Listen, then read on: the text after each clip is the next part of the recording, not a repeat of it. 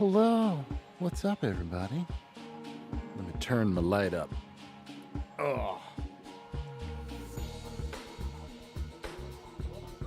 There we go. Hey, more light. We love more light. More light's always a good thing. Hi. How's it going? What's up, chat? Sorry, I think it's pretty empty in here at the start, so this is just for the VOD. This is just for the people on YouTube and people on Twitch who are watching me in the future. Hi, future people. I'm sure people will be in here shortly. We had a good one yesterday. We averaged like 10 people the whole time yesterday. It was fantastic. How we doing? I'm doing very good. Thanks for asking. Today's going to be a fun stream. We have an interesting task to do today. Well, a couple of interesting tasks. We're going to be finishing. I said I would do it off the stream, but I am just going to do it on stream.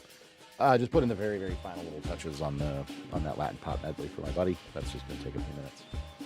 We're going to be doing that, but one of my tasks for today is to do a new composer reel for myself.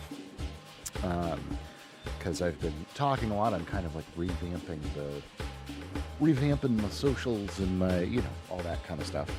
And I have been doing some outreach, some lead gen to some new game devs. And I need a good reel. I need like an actual proper reel that I can very effectively direct people to. That's like, 90 seconds, super tight, of just cool pieces that I've done. So we're going to be doing a little work in DaVinci Resolve today, which you guys have not seen me work in before, I don't think. Amazing software, fantastic software, video editing software, of course. So we're going to be doing a little bit of, not like really video editing, because it is more music focused. It is going to be a composer reel after all. But yeah, we're going to be putting that together, and if we get through all of that, which I'd imagine we will, we're going to work more on this sync spec piece for my buddy Chris, which is kind of like cool 80s vibes. We're going to get that set up and rocking.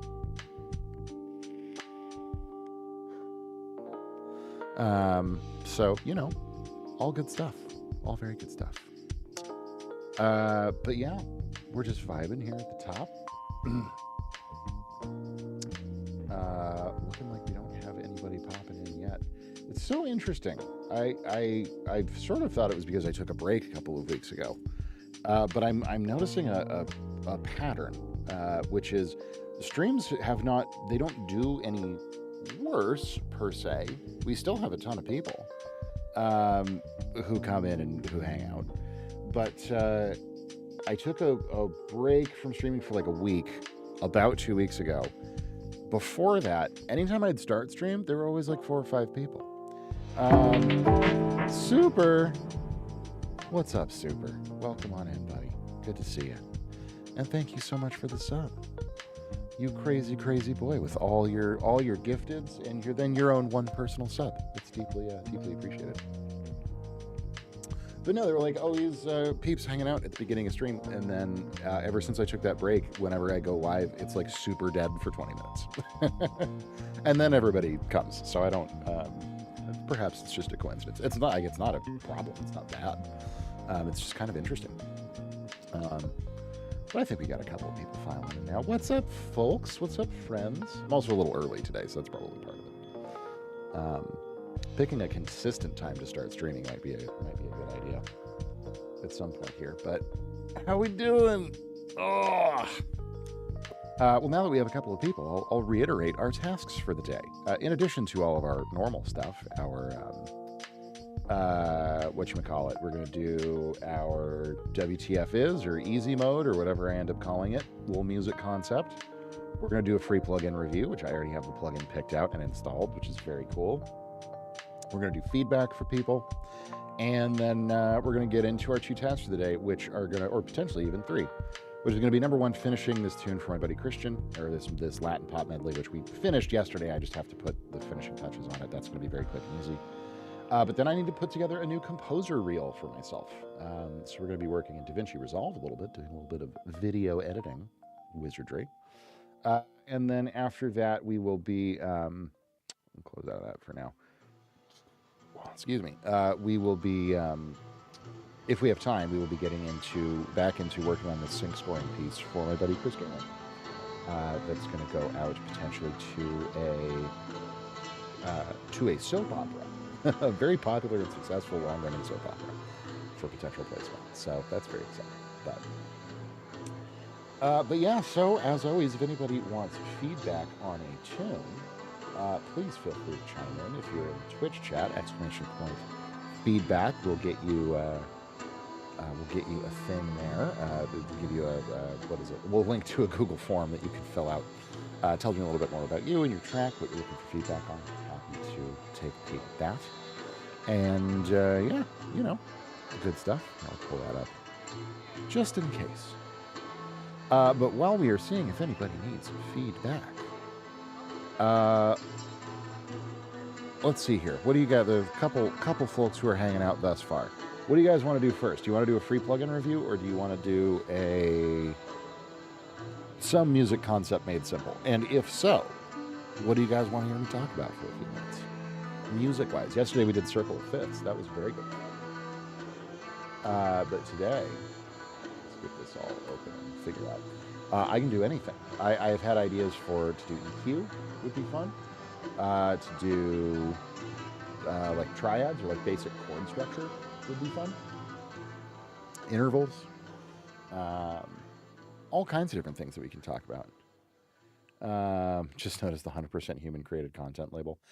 Yes, that is a new thing that we have added that I am very proud of, because we like to promote the fact that we're human created content around here. And I specifically went with that over like a no AI label. You just redeemed bass solo, which doesn't show up. Oh, what is going on with that? That's very confusing. Why is that not working? Hang on, let me test a thing here. Let's try this. Oh, well, that's not working at all. Good, more problems. Well, I'm happy to do a bass solo for you, Super. You let me know what you want me to take a bass solo on or over, or how you would like me to approach that. I'm happy to. While you decide, I'm gonna try to figure out what in the hell is going on with all of my stuff. Okay, that seems to be working. Nope, not working at all. Interesting.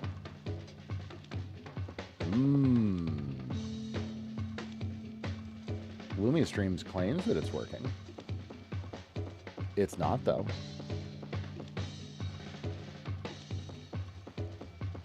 I guess overlays are down today for both Stream Elements and Lumia Streams, so there might be something going on back end with Twitch. I don't know.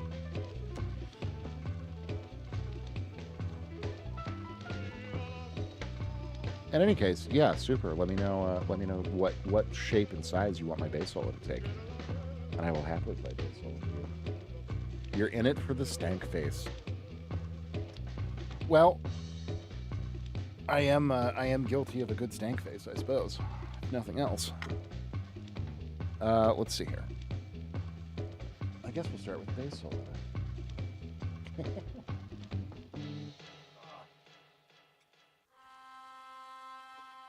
I just got to plug it in.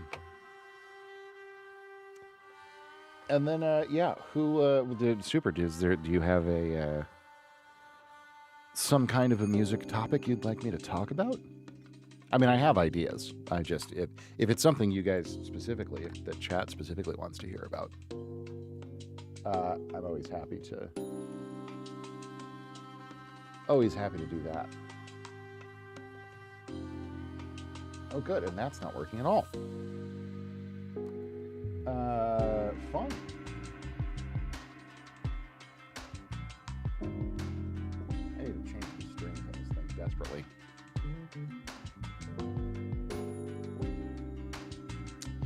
All right.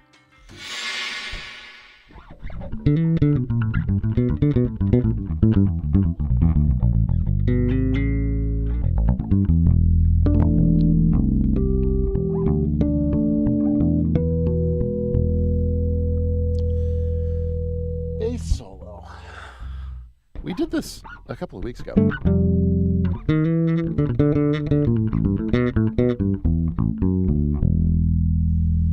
Seinfeld.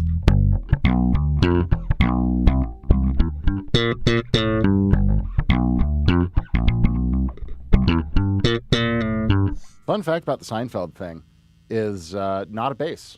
It's a bass sound, but it's not a bass. It's a keyboard.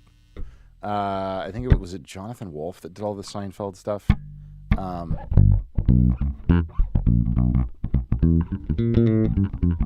That's the gist of it, though.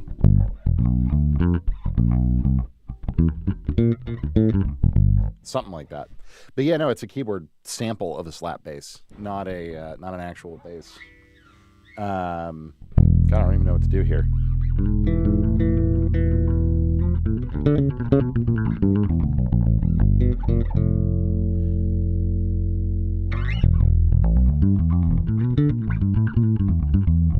You know what I could do? Let's do this. This is fun. We're going to open... I was working on a track this morning for the live looping thing. I know I keep teasing it. I've been teasing it for friggin' ever. I'll show you guys a little preview of a track that I was working on. I need to organize it, and there's still a little bit left to go on it. I have 4 now that we're working up. But this would be very, very fun for me to take a bass solo over.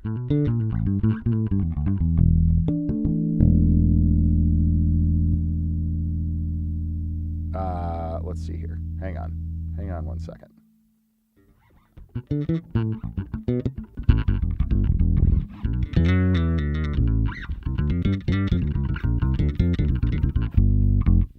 Sure. I'm just going to jam over this in solo and kind of do the live looping thing. Because, you know, that's fun. And I already have the loops pre-built. And then you guys can tell me what you think of this. So as I'm doing this, like obviously I'm going to be soloing on bass, which is a little different. But tell me what you think of the actual track, because this is the kind of stuff I'm trying to do when we get the live looping going later this week or next week. That's what WTF concept. I'd like to know about confidence on the piano. Yeah, we can talk a little bit about that, for sure.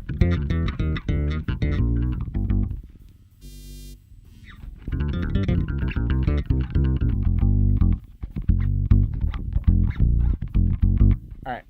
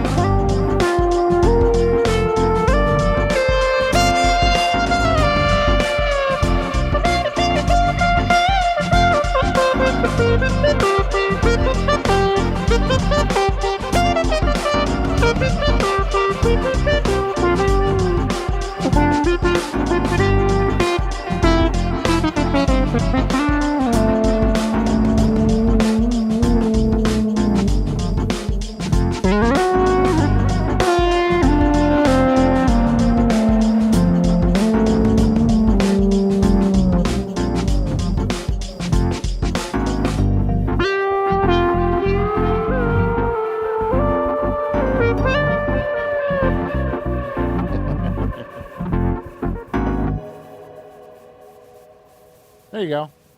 Silly bass solo, half-hearted looping with the new track. Isn't that a fat groove, though?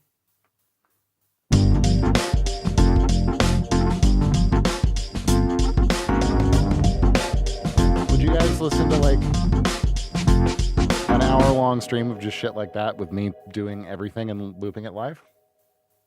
And just having fun? I feel like that would be fun, right? Excellent. All right, well, it's coming. Welcome back, Don't Know. Did you do the form here? I can check. You did. Look at that. Crazy.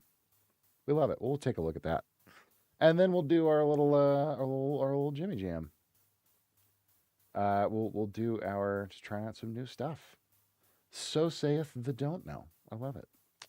No, we'll do a little feedback real quick here, and then we will do. I'll do my little our lesson for the day, our easy, quick little lesson. But let's check this. Let's check it out.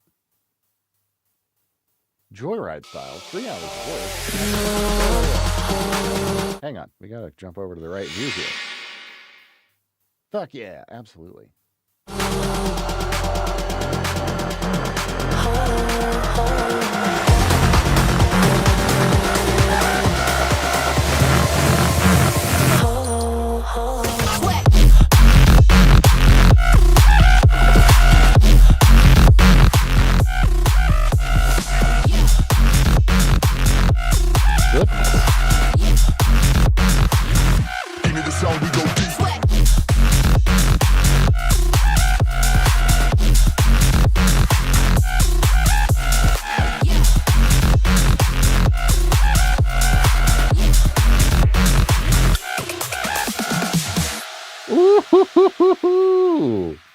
Can I play drums to this for 2 seconds? I really want to play drums to this. That groove is delicious. That groove is just absolutely scrumptious.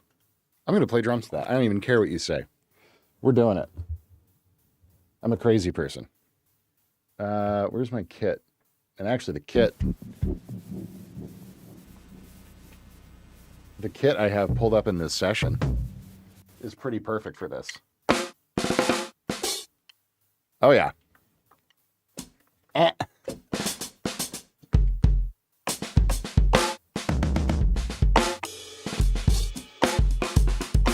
right. We'll at least go over to drum cam here. Boom. All right. We're going to roll this back. I'll give you much better feedback if I jam to it.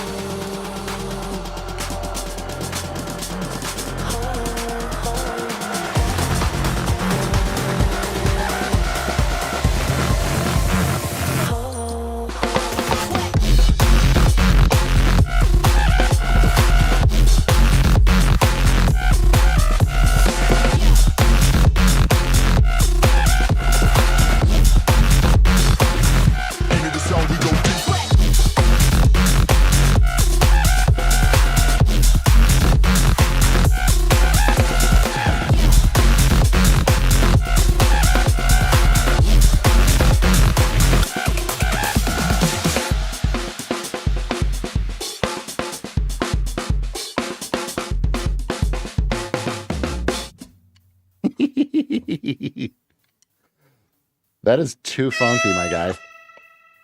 Oh, there it goes. Isn't this a great sounding little kit that I put together, though?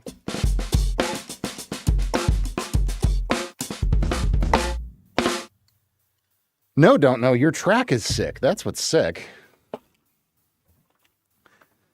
And that is 100% getting cut down to a short, just so you know.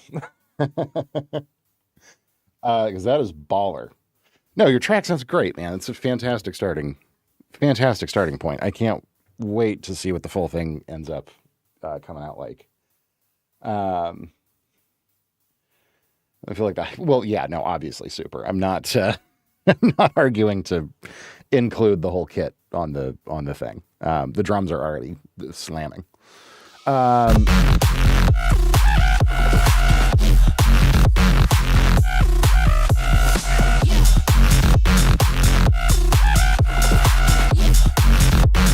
Yeah, I mean, it's extremely loud. You're still hitting your master bus pretty hard, but it's work in progress. So that's, that's like not even a comment. No, the groove is sick. Your sound design is sick. Your stuff is always on point, man. Give me the sound, we go deep.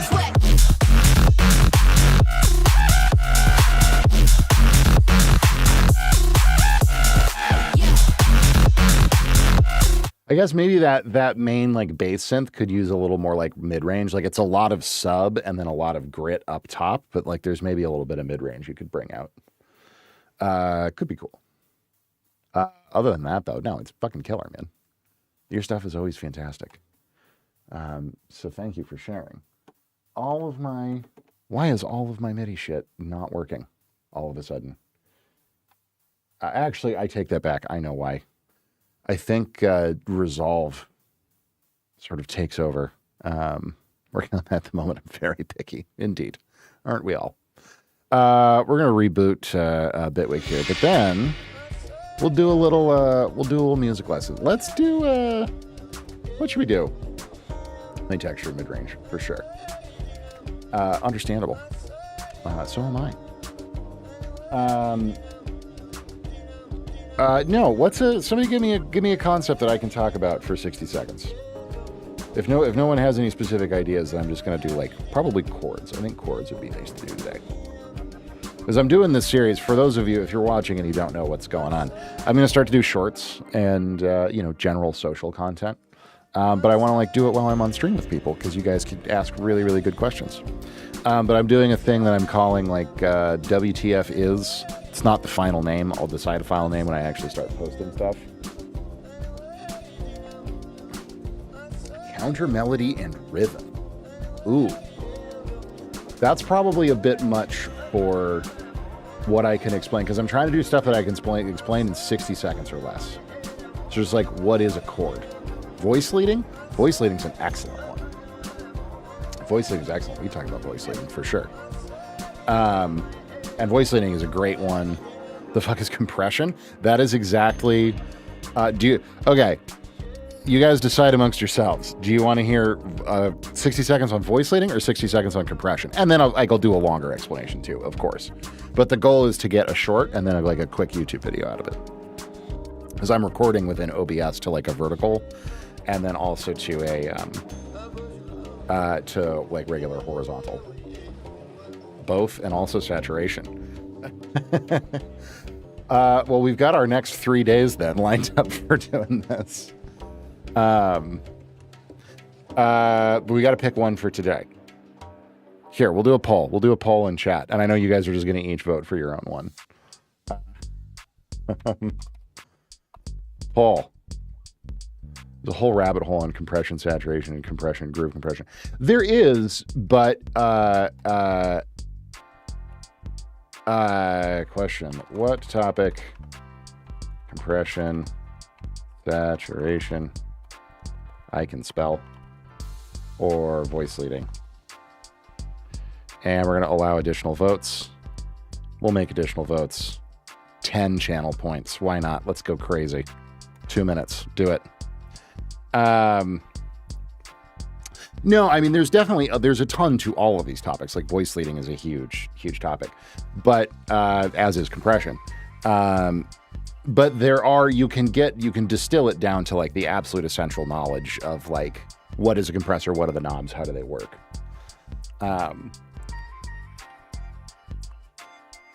So there's a poll running for what we want to talk about today. So jump in the poll. We're watching it in real time. Our three options are compression, saturation, and voice leading. All excellent topics. Happy to talk about any of them. We've got 1 vote in for compression, 2 votes in for compression. You guys can spend channel points to vote as much as you want. Duke it out. Duel it. What do you guys want to hear me talk about? Saturation has received a vote. This is so exciting. It's like a horse race. Who's going to win? Voice leading is super. You better get in there on voice leading. Oh my God, saturation's running away with it. Compression's catching up. But for Don't Know's initial wish because of his sick track, but now apparently he wants saturation. Oh my God, compression's winning 22 votes. Saturation's being left in the dust 26-31. It's madness. It's absolute man. Oh no, you're out of channel points. Can I give you some? Here, can I gift points?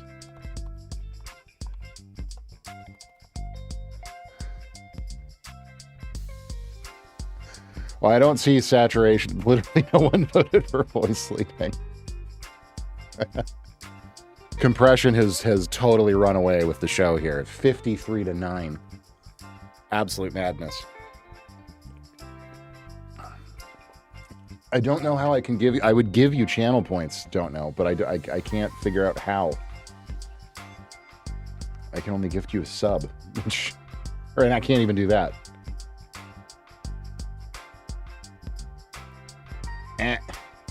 Get out of here, chat. Wait, no, not mod actions. Jesus Christ. Ah! How do I get out of this? Oh no, this is terrible. I think there's a thing you cannot do. I know, right? There we go. Okay, compression has won. We will talk about compression. Excellent. Okay. Let me find a good compressor here to start off with. First of all, we're gonna need a drum groove. That's for sure.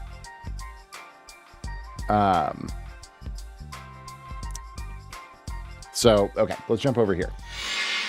We're gonna need a hip drum groove to work with because compression is always heard best with drums.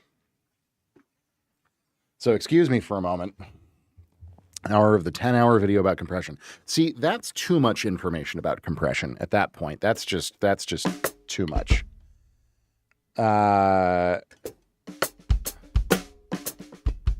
Yes, make sure to listen with headphones. The phone ain't it. That's very, very true.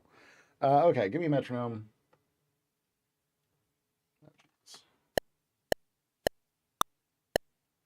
And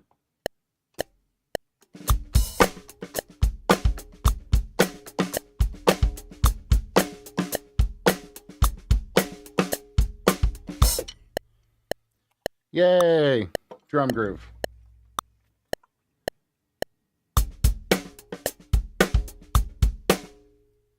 Let's just cut that down to size, shall we?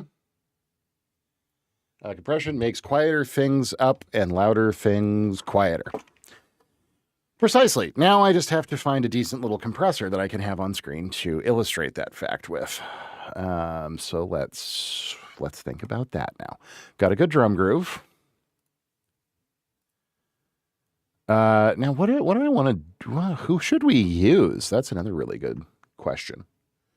Because I want a compressor that just has all the basics. What about glue? Does glue? Oh God, no. That's way too complicated. Get out of here, glue. I would use just the built-in compressor in Bitwig, but it doesn't really have good on-screen controls. It does. That's very true. And so does the compressor in Bitwig, but it's not quite as it's not just like a plain Jane, like very straightforward compressor. And that's really what I want. I'm not even looking at compressors. Hype, Sculpt, no.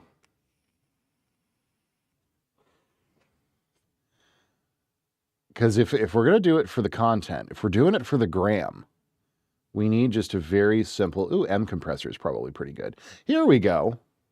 Yeah. Yeah, that's perfect, honestly.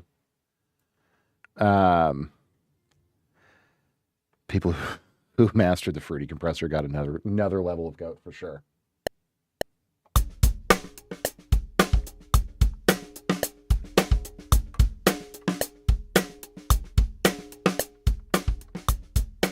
Okay, let me just play around with this for a second.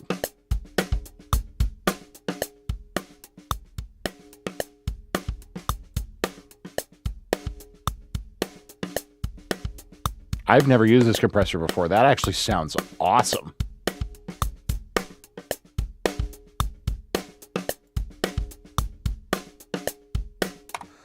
What a great sounding compressor. Wow. Okay, let's talk about compression, shall we? So, what exactly is compression? Compression, put very, very simply, is a volume robot. That is the easiest way to look at compression. It is a little automated device that when things get louder than you want them to get, it turns them down for you. Compression is often very misunderstood by people because it is kind of it's an abstract device. And a lot of times when you read material about compressors online or when you watch other videos about it, people love to go off and, well, it limits the dynamic range of a signal and, yada, yada, like all these very fancy words. But at its purest essence, it is literally just a robot that turns things down for you when they get too loud. This is really useful in mixing and production for a couple of different reasons. The number one and most kind of basic use of compression is to control the volume of a signal. So my favorite example for this is vocals, right? If you have a singer who's singing a really loud chorus, let's say, and then they go into a much quieter verse, we can use compression to turn that chorus down automatically without having to do a bunch of volume automation. And then bring that verse. It doesn't necessarily bring the verse up unless you're using makeup gain. But it will level those two things out so that you have a nice dynamically even signal. The second use of compression is for what we call transient control. Transients are essentially the first initial spiky peaks of sound. So if you think of like a snare drum, for instance, you have the crack, that first initial transient, and then you have the sustain or kind of the body of the sound. And compression also helps us sculpt those things to either make our transients pop more or to control them and turn them down so that the body of the instrument at hand is a little bit more prominent, or isn't being outshined by that transient.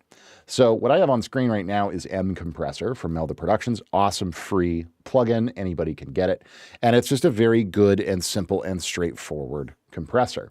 Now, I won't go into all of the controls here, but pretty much every compressor that you ever use will have at least some of these controls. Many of them have all of these controls. Some have fewer, some have even more than this and are even more complicated. But there are some general concepts that you want to have a good command of when it comes to compression. So first thing is you'll usually have an input and an output gain. Obviously, that's just a volume for your signal going into the compressor, and then a volume for the signal coming out of the compressor once you have compressed the signal, once the compressor has done its job. Then you have our threshold, you have attack, release, and you have ratio. These are the most common settings that you'll find on almost all compressors. So what do each of these do? Well, fortunately, we have a very handy little visual reference here, and this will make a lot more sense when I start actually rolling back this drum track that we're working on. But this is basically a visualization of how the compressor is doing what it's doing. So let's go ahead and roll the drums.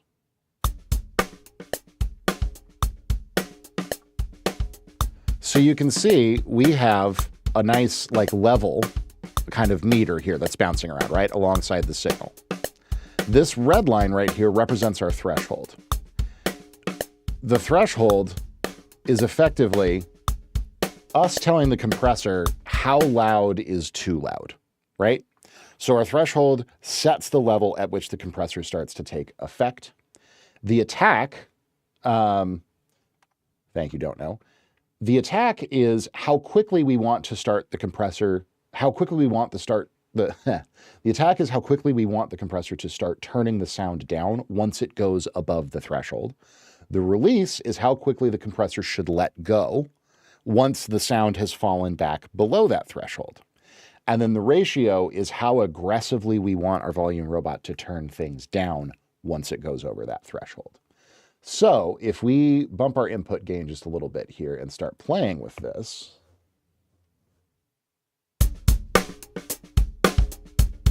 you can see that as the drums are going by, they're going well above the threshold. And when they do, we have gain reduction. This is how much the little robot is actually turning our compression down. This is all measured in dB, of course, right? Or how much it's turning our drums down, rather. So if we drop the threshold down, we can hear it trying to compress much more aggressively and turn things down much more aggressively. As opposed to here, it's just barely catching just the peaks. Now, if we turn the ratio up,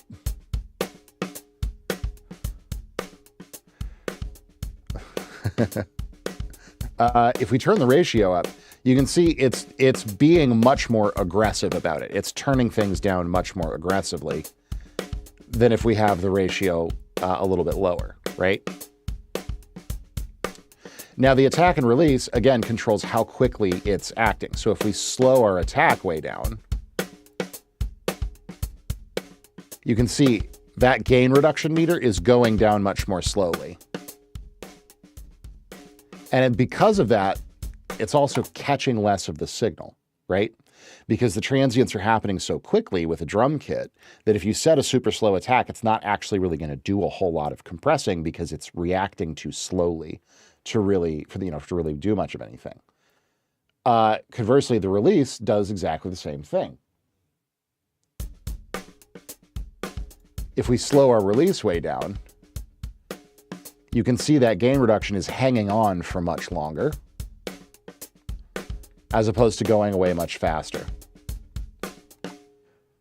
So using all of these controls together, we can basically sculpt this volume robot. We can program this little volume robot to do a lot of very handy things for us. The most common approach for drums that I like to use especially is a sort of slightly medium or slightly slower attack, and then a very fast release, a moderate ratio, say 4:1, and a relatively low threshold. If we turn the compressor off and then back on, you can hear it's really just leveling out the kit. It's bringing a lot of the body of the kit out, and it's bringing the transients down a little bit, but it's still letting the transients really shine and pop quite nicely. So we still get the nice crack on the snare. We get the nice attack on the kick drum, but it's kind of just leveling everything else out in a really, really nice way. This is opposed to, say, something like a vocal where you might want it to ride a little bit more. So you'd use a very fast attack, a slower release, maybe a slightly lower ratio, and then also a low threshold. That will put it so that your vocal is always above the threshold and the compressor is really nicely controlling the volume of that vocal. It's not being really aggressive and grabby. But it's just riding the vocal and really smoothing it out.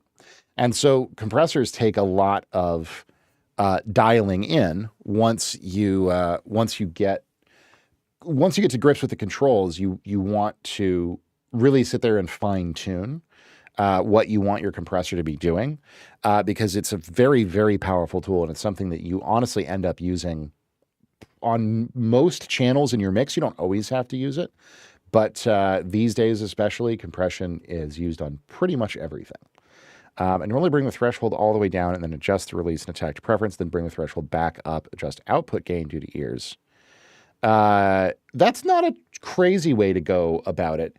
The thing that you got to keep in mind there, don't know, is that it's like all signals are going to be different and all compressors are going to behave a little bit differently. I always run 4-to-1. That's not necessarily something I would recommend either. Some signals are like 4-to-1 is a good middle ground, but like 4-to-1 on a vocal can feel pretty aggressive. Whereas 4-to-1 on drums, for instance, if you want a really crushed, slamming sound, might not be quite aggressive enough. So like if I push this way out to 20-to-1, let's say,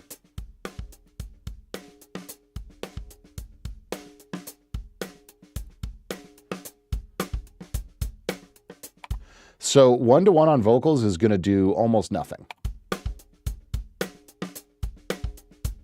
That's very, very, very, very gentle compression. It's going to do a teeny, teeny, tiny bit. But you can see, even if I absolutely bury the threshold at a 1-to-1 ratio, it's not compressing at all. Telling it 1-to-1 is telling it for, so here's the way ratio works. Ratio is for every decibel over, that's the 1, how many decibels do you want me to turn it down? So if you say a ratio of 2-to-1, that means if it goes, I try to pick vocals that don't have a lot of peaks. So peaks are going to depend a little bit more. What I'm saying is that a threshold of 1-to-1, I mean, like literally, I have this compressor set to 1-to-1, and if I bury the threshold as low as it'll go, it's literally doing nothing, like truly nothing. It's so like a 4-to-1 ratio is saying if, let's say our threshold's at 0, right? If your signal goes to +4, the compressor will turn that down to 1 dB over 0. So +4 becomes +1. That's at a 2-to-1 ratio. A 4-to-1 ratio. At a 4-to-1 ratio, +8 becomes +2, right? So you got to think of it kind of in a scalar way. 1-to-1 means for every 1 dB over, turn it to 1 dB. So +4 is +4. 1-to-1 ratio turns your compressor off completely, effectively. So that's why like a 2-to-1 is nice. Vocal is a lot more organic, 5-to-1 or 3-to-1. Yeah, that's more in the wheelhouse. I would usually go like vocals. I do 2 compressors in series on vocals is the way I normally treat it. I do a compressor that's catching peaks. So I have it with a very high threshold, a very fast attack, very fast release or fast-ish release, and a very high ratio, like 6-to-1. That catches anything that steps out of line. I'll follow that up with something like an optical compressor that has a slower attack, a much slower release, and like a moderate ratio, a 2 or a 3-to-1 kind of a even lower ratio. And then I'll sync that down to where it's always doing 3 to 5 dB of reduction on the vocal. So you have a vocal that's catching peaks and just kind of getting the outliers initially. And then that's going into a compressor that's really gently writing it. And you get a vocal that sounds really natural, but is also really well dynamically controlled and will sit on top of your mix. Sorry, I just got a very interesting text from someone. So that's normally how I handle vocal compression. But that's getting a little bit more a little bit more advanced. The classic for that back in the day, and like many classic rock records, was an 1176 into an LA2A, which is usually what I default to as well, because it's such a good classic sound. 1176, it's a FET compressor. It's extremely fast, extremely accurate, little bit gritty, but still relatively transparent. And then the LA2A is optical tube design, so it's warmer. It's richer. It is a little bit more, not saturated necessarily, but it's just thicker and it has more of a character to it. And it's really great at just gently writing things. And you can use that trick on any source. You can use that trick on drums. It sounds really nice on drums as well. But in any case, those are just the basic components of your compressor and how you want to think about using them. You've got, again, threshold tells the compressor how loud is too loud, where it needs to start turning that sound down once the sound gets to that point in loudness. Attack is how quickly do you want it to start turning down. Ratio is how much you want it to turn it down by. And then release is how quickly you want it to turn it back up once it drops down beneath that threshold. What's up, 808? Good to see you, man. I'm going to send a homie in here who wants to know more about scoring for sync. It's a super good vocal, and I personally don't know how all that works. His name is Zog. Awesome. Yeah, absolutely. I would be more than happy to chat with him about that. That would be super cool. Good to see you, man. Yeah, hang out. Come hang out. We have a whole stream full of fun activities going on today. We just finished up doing a masterclass in compression. Not a masterclass at all. That's a wild overstatement.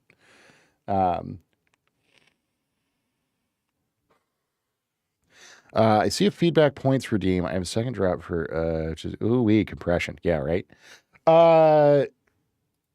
No, I don't do a. What is that for?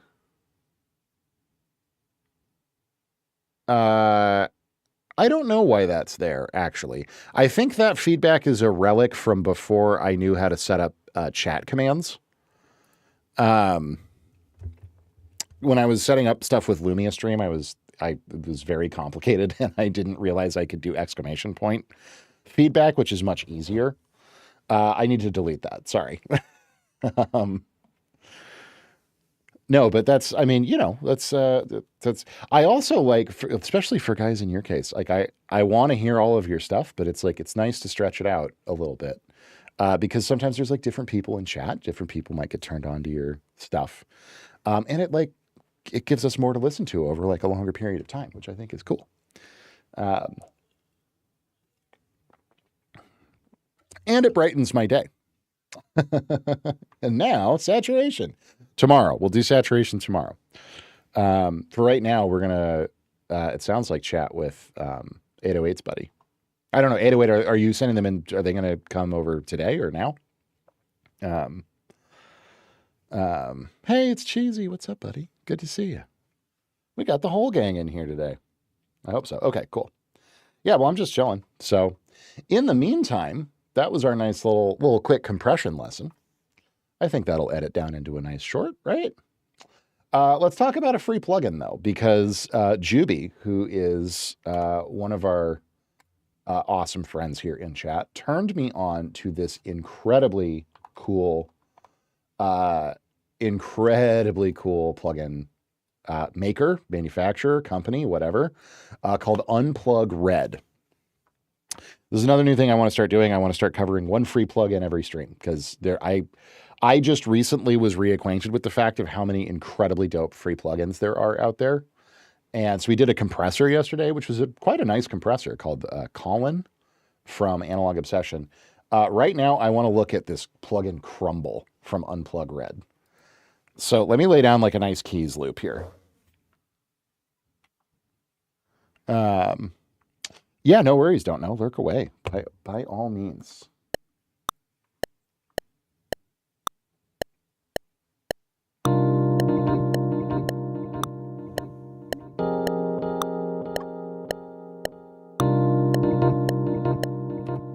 It's going to sound a little crazy for a second, but we'll get it sorted out. So Crumble is a delay that has some pretty ridiculously cool features for any delay that I've ever used, or compared to any delay that I've ever used. It has some incredibly cool features, and it's free, which absolutely blows my mind. So you have a lot of like typical delay features, like obviously time, feedback, all the things that you would, wet, dry knob, all the things that you would expect. But it also has very cool ping pong. It has this chew feature, and it also has a killer reverse. It also has pitch. So a whole amazing set of great delay stuff. So we've got or a whole amazing set of great delay features, rather. And something which honestly rivals like some of the best paid delay plugins that I've ever used. So just like nice tight little keys loop. So if we turn it on, right now it's on half note, I believe.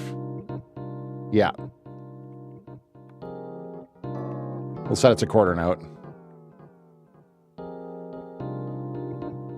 So Chew is a really nice distortion circuit. Quite intense. Then Pitch is really friggin' cool.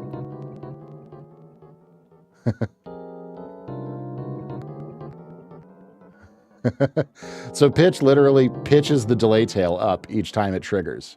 So if you go for like a fifth,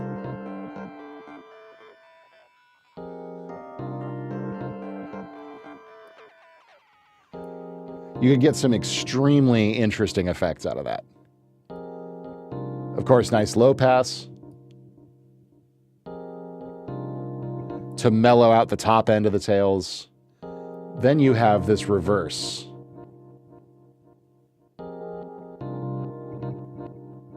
Which sounds great. And you can do it somewhere in between. It's not just on or off. And the ping pong sounds so good to me. Because it's not a traditional like back and forth ping pong. It's like a Haas effect kind of a situation.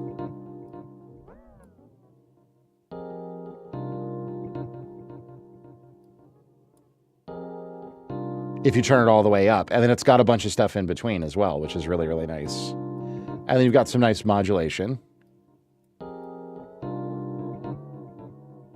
Pitch up and down.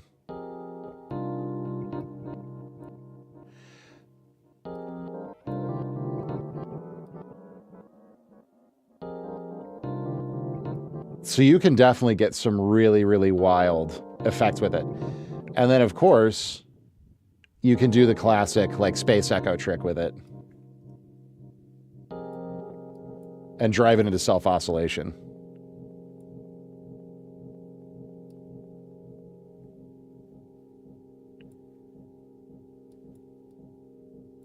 Although not quite self-oscillation, I guess. But it will kind of do it infinitely. That's nice.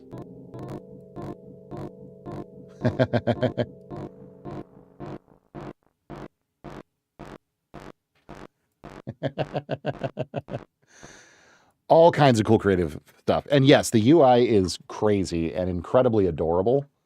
And just, it looks great. It sounds great. I am going to use this thing all the time. Completely free, courtesy of Unplug Red. I highly recommend you guys check it out. I've been playing around with it, and it's very quickly becoming one of my go-to delay plugins. And it's free. And they have a bunch of other really creative stuff, or the creator has a bunch of other really creative stuff on their site. Just incredibly cool. Incredibly, incredibly cool plugin. So if you guys are looking for a super fun delay to play around with, Crumble Unplug Red.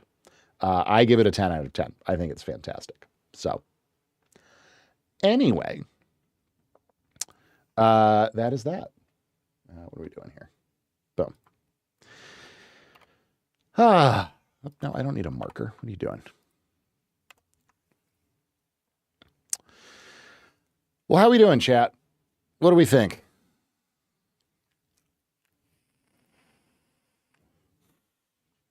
We doing good? I'm doing good. Ooh, D2 coming in with the water. Thanks, buddy. Today we are drinking Res Cranberry, courtesy of LaCroix.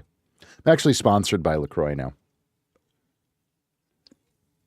I get a case a day, even though I'm like kind of mid on LaCroix. I'm like, it's just all right.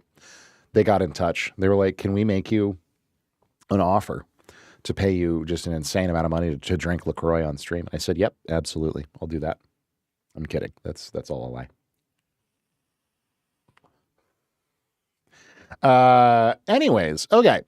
Let's move along to doing some work here for today. Of course, if anybody wants feedback or anything else, chime in if you haven't already. And we will happily take a look at it. But do I want to save changes? No, I don't want to save changes. That's fine, just fine. First order of business for today is going to be something a little bit different. I have talked a little bit on this channel about the fact that I also, in addition to doing all of my audio and scoring and everything else, I've done a lot of video work in my career, and I actually quite enjoy doing video work. I have a travel documentary series on YouTube called Nomadic Bard, which we haven't posted to for a couple of years, which is kind of a bummer, but we will again at some point soon here, hopefully. And yeah, I really enjoy video editing. I enjoy doing camera work. I enjoy filming. I enjoy all kinds of things. But I don't do a ton of video like client work anymore. But I still poke around in Resolve from time to time, which is my video editing platform of choice. But one thing I have been meaning to do is build a new composer reel for myself. And so I thought it would be fun I was just going to do it this morning because it's not going to be particularly difficult to do. But then I realized, hey, there's a bunch of people who are interested in being composers here on my channel. Or who are currently composers. And so I thought, hey, why not do this on stream? And I can talk a little bit about how to put together a good reel.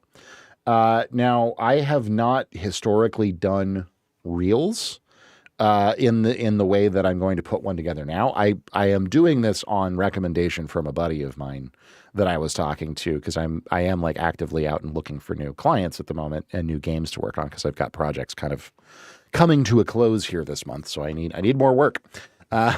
We've been slammed for months, and I'm finally like, the end is in sight. But the end being in sight also means that I need to get some new games in here, new artists, new anything. So here we're gonna jump back over to chatting for a moment here. Also, let me get out headphones. I hate being in headphones for too long. So yeah, typically composers will put together what we call a reel, promo reel, a showcase reel, whatever you want to call it. But the idea is basically to have a really nice, tight, punchy, like 60, 90, maybe 120 second edit that is just like your absolute cream of the crop best stuff. And then, of course, if you have some like pre-alpha game footage for anything that you're working on, or certainly for stuff that's been released, you can include that just to give them an idea of the vibe. If not, you can use placeholder art. There's a bunch of different ways of going about it.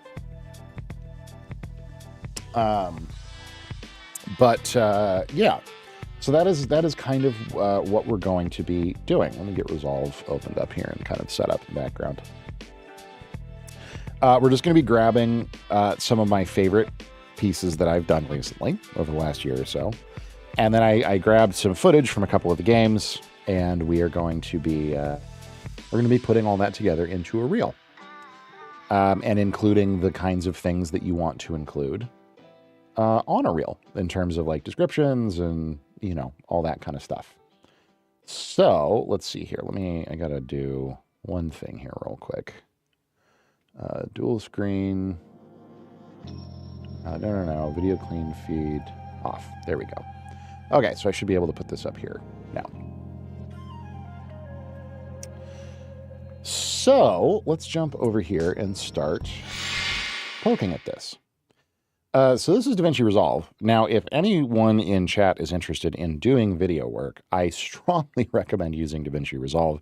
It is just phenomenal software, and the free version is one of the most powerful pieces of free software in existence. It can do 95% of the stuff that the paid studio version can do. It's just an absolute monster of a program. Any Premiere haters here? I am the biggest Premiere hater you will ever meet. I worked in Premiere for a long time, both professionally, working with TrueFire and with Jamplay. And then also when I started Bard, I was initially working in Premiere. All Adobe products I think are awful. I have never used an Adobe product I was impressed with. I think their software is incredibly bloated. I think it's comically unstable. It crashes constantly. I can't speak to Photoshop and Illustrator and that stuff. I know there's a reason a lot of it is industry standard, and it's in the same way that Pro Tools is an industry standard DAW, in that it was kind of the first big program to be able to do the things that it did, and it got cemented 20 or 30 years ago as industry standard, and everybody just kind of doesn't question that for whatever reason. I feel the same way about Pro Tools. Pro Tools is a terrible program, for at least for modern production. If you're like literally just recording bands and doing like very traditional old school mixing, Pro Tools is fine. But for the kind of stuff that we do around here, orchestration, scoring, Pro Tools is a nightmare. RIP Flash, indeed, right? We miss Flash. Yeah, and then like Adobe's pricing model is awful. The fact that they've pushed so hard into AI is really tragic. We hate Adobe around here. I am not an Adobe fan at all. I think they're very bad. Anyways, I won't go on and on and on about that. I use DaVinci Resolve from Blackmagic Design, and it is so much more powerful than Premiere. It's so much more stable than Premiere. Generally speaking, it still crashes because video editing software is just a beast, kind of no matter what you do. But yeah. So first thing that we want to start with here, let me pull in my logo,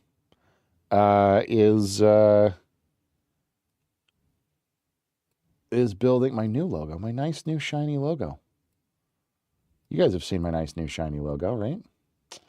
How do we? I haven't done anything in Premiere or in Resolve in like months, so I have to remember exactly how to. There we go. That's what we want. Gonna have to remember a couple of things here in the background, but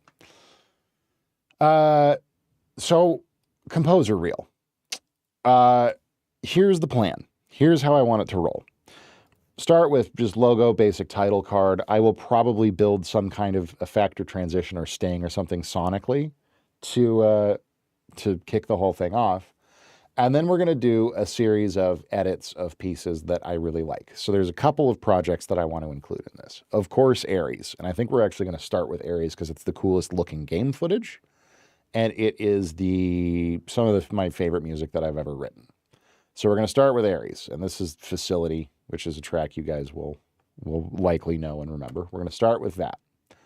I think from there, we're going to go into a piece that I did for a game that is still, release information is still TBA and has not been announced, so I can't include any footage from the game.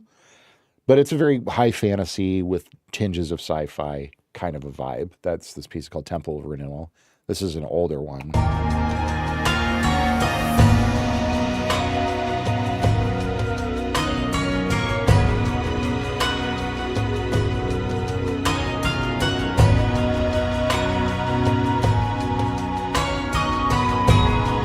So that's going to be a nice one to include. also going to include this final battle track that we did for Salvage, which we just did this a couple of weeks ago, like a month ago maybe.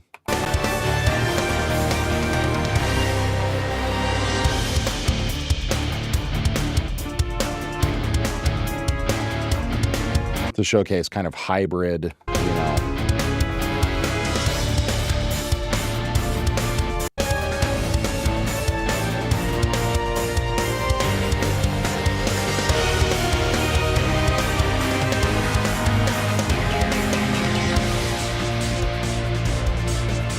That's also just a very nice transition that I definitely want to include.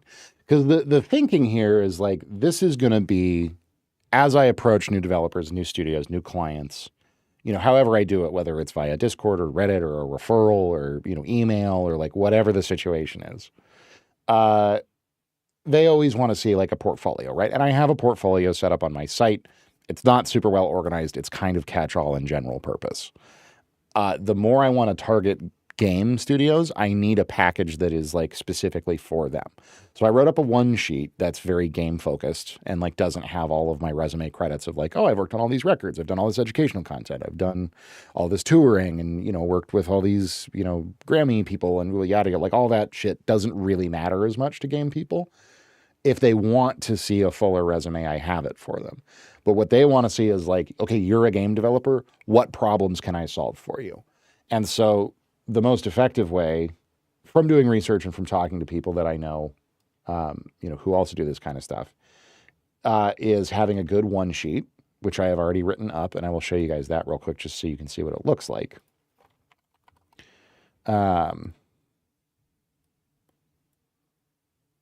This is our one sheet here. So, you know, I'm a career professional in the audio world, 16 years of experience. My work focuses on immersive, hybrid, orchestral, and electronic scoring for sci-fi, fantasy, stealth, action, and horror games. I believe music is one of the most powerful tools for transforming games into cohesive, living, interactive worlds. And then skill set, bespoke music production, composition, styles. I'm versatile. Game audio asset creation and implementation, sound design, Foley, VO editing, VO direction, mixing, mastering, adaptive systems, vertical remixing, yada, yada, yada. I am learning Fmod, also I'm going to start learning Fmod also. And then content and media production, and like video production, because this is honestly something that I've found studios are always kind of interested in, is like, oh, I can edit your game trailers for you. And, oh, I can, you know, like do social media posts for you. Oh, I could like put together a devlog package for you of like, if you guys, you know, are getting a bunch of like footage of you guys working on the game, I can do all that kind of stuff. You know, I'm also a pretty decent writer, like, you know, creative and technical writer. So I've done like script supervision type stuff before, for people, like editing dialogue and, you know, even like, I haven't done localization, but I could probably, if I had a translator, I could do some localization stuff.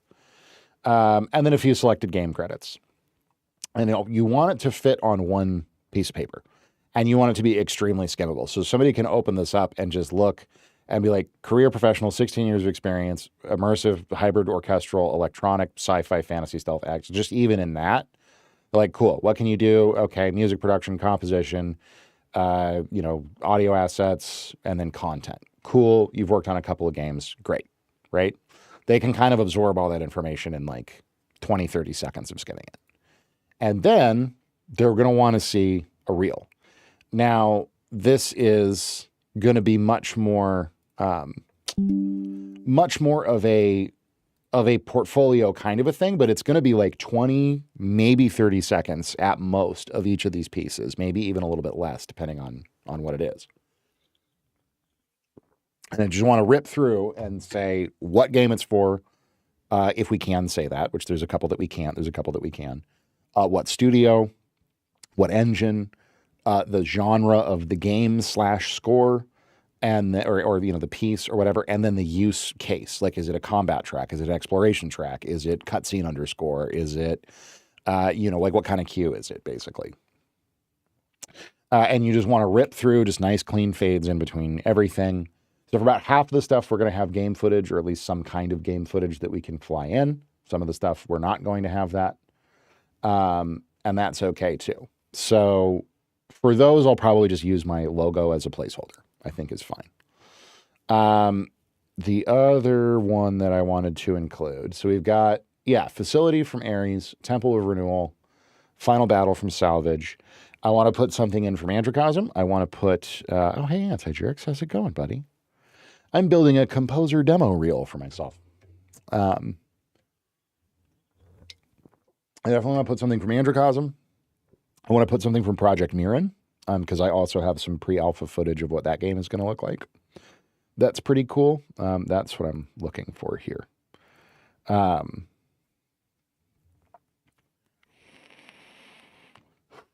Project Mirren, where are you? Also, the only annoying thing, and I just realized this like before I got on stream because I was playing with it. Resolve doesn't like OGG files, which is kind of problematic as a game scoring guy.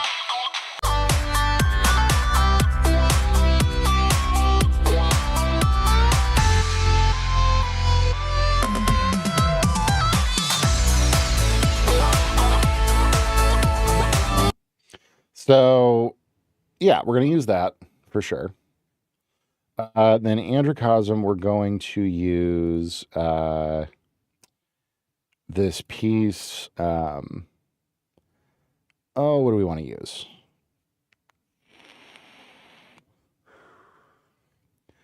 Some final deliverables. In-game music. We'll use the Venator theme, which is a very cool, dark, more like, it's not horror exactly. But it is, Venator Groove.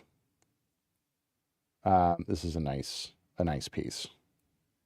It's a little bit more minimalistic.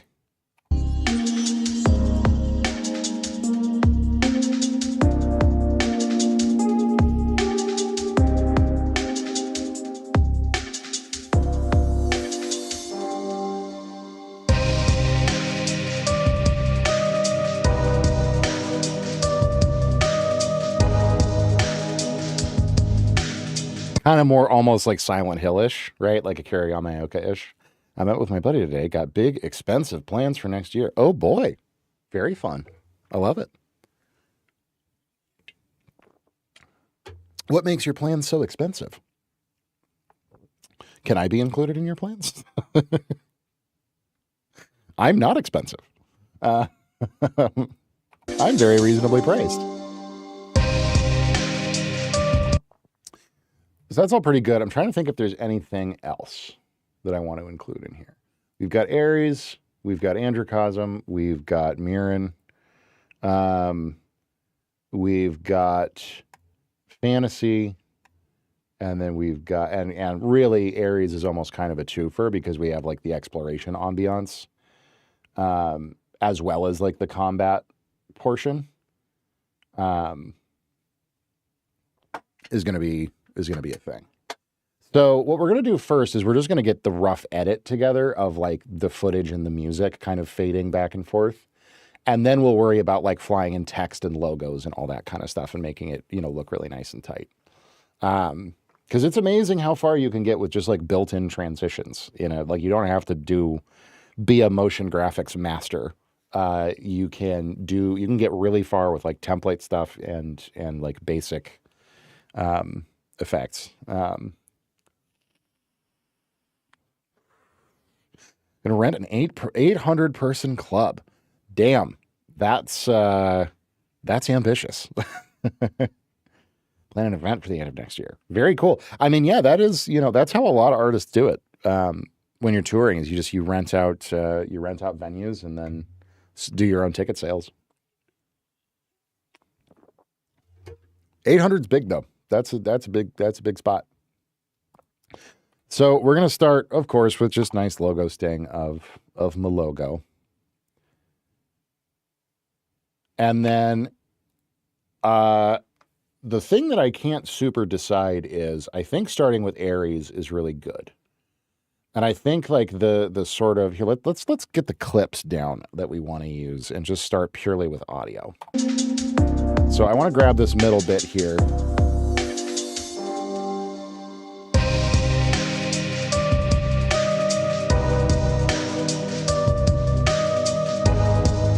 because that's just texturally really nice.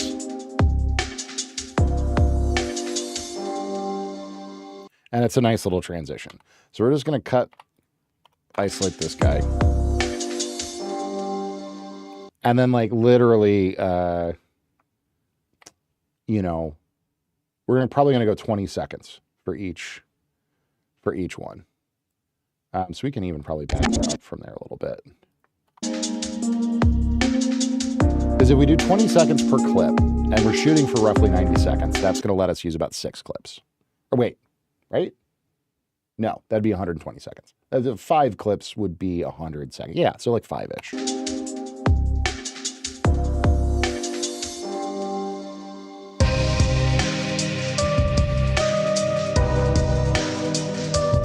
So cut this down to 20. Where's our 20-second mark here? That's 24. That's 19. There's 20. Great. So there's 20 seconds of that Venatori groove. Temple of Renewal. I want the bit where there's a key change. Because the other thing that you're thinking about when you're doing something like this is you want to put kind of the most interesting parts of the pieces up front. Oh, Pollo Solo Pollo de YouTube. Hola, ¿cómo estás? What's up, my guy? Thanks for tuning in. How's it going? So there's a point right here where I do a kind of a cool key modulation.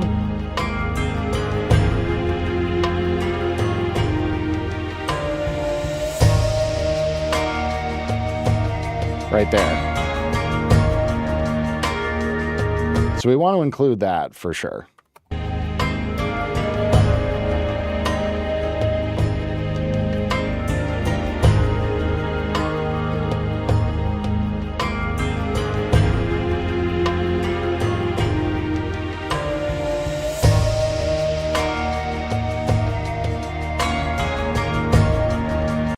And then right to about there. So there's a good 20 seconds of that. Very nice. Got that chunk. Now for Final Battle, because this is good, you know, obviously great combat.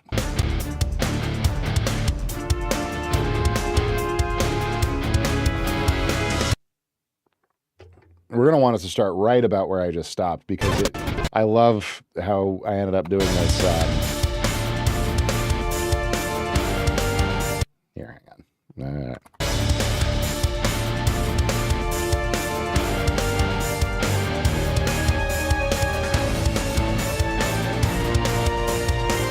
This part.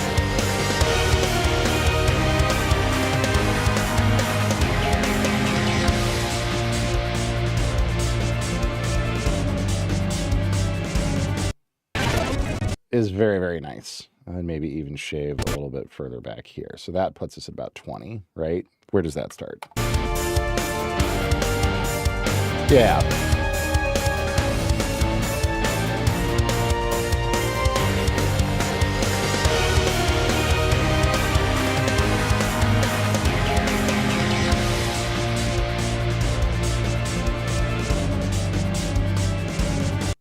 Yeah, like that's really nice. You want really nice dynamic portions of these tunes, right? So now let's do oscillate. The section I want here.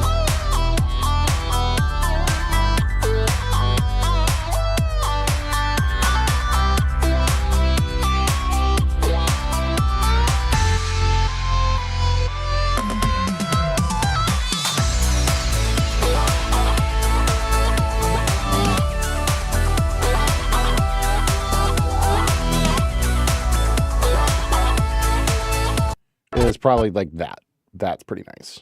Because again, it's got a nice little transition in it. It's got a few different groove ideas.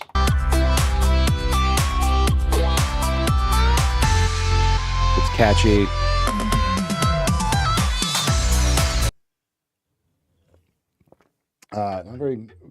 Not talking about very good English, but in the title of directed video, I saw song requests, so you can add songs. Not right now. Sometimes we do song requests, usually at the beginning of my stream. But today we are doing other work. So not song requests right now. But if you want to follow and tune in at the beginning of my stream on a different day, absolutely, definitely. I stream every day at 2 o'clock, at least Monday through Friday. Oh, thank you. Thanks very much. And yeah, I play drums, guitar, I play piano, keyboards, I play bass. So the song request, I will play along with whatever you send in. I'll jam out too. So please come on back, or just hang out. Most of what my stream is about is I'm a professional composer and music producer. So I do work for clients on stream. And right now I'm putting together like a demo promotional video kind of reel of different songs that I've written for game developers, so that I can go and get more work. Necesito más trabajo. Or yeah, I think I said that right. Mi español es muy mal. Of course, my pleasure. Thanks for coming. Thanks for checking it out. Okay, so that's 4. And, a couple of nice different styles, couple more mellow things, couple more intense things. And then Aries also will have 2 very nice, 1 mellow section. So we're just going to grab right off the top, we're going to grab 20 seconds of...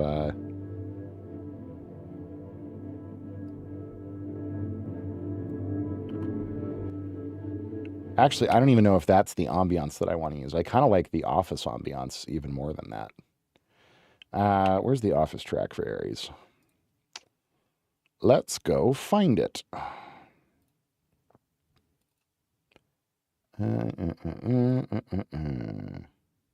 Nope, not that. Final.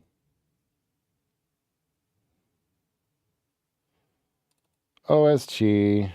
Office ambiance, because the Office ambiance has like a really nice vibe to it.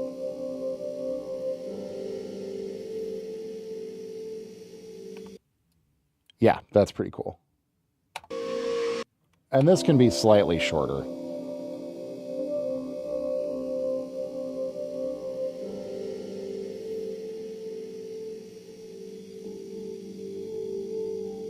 Like 15 seconds is probably fine for this. It just shows off a little bit of sound, more like sound designy vibes.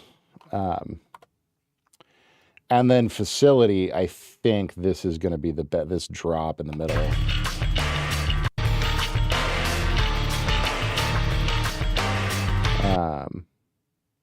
I don't answer your questions because I don't understand anything at all. That's okay, mi amigo. Yo, you guys get to watch me speak terrible Spanish. Lo siento, mi español es muy mal. Gracias por busca, to look at my stream, mi Twitch. Mi español es muy mal. Un poquito español. English is specific. It's okay. Yeah, I'm not even going to try. What am I looking for here? Wait, yeah, is it? No, it's not Facility. It is actually the whole Office track that I want, isn't it? Does this have the really thick drop in it? Yes.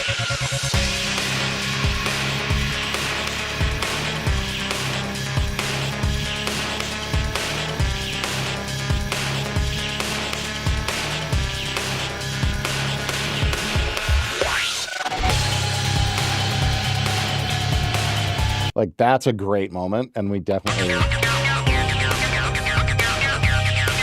want to include that. So here's something kind of interesting that I want to do here. Because in order to fit this inside of 20 seconds, I want to, I actually need to edit this down in kind of a funky way. I don't really want to pull it up in a DAW and like do it right. So we're basically going to cut this section in a way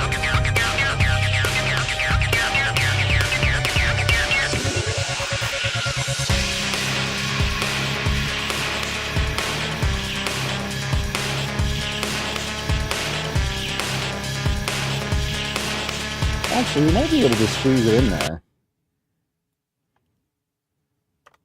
Devil May Cry? Yeah, sure.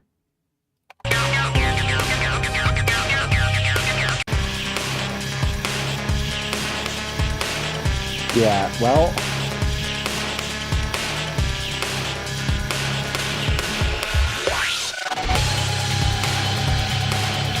Yeah, see, it's not going to fit.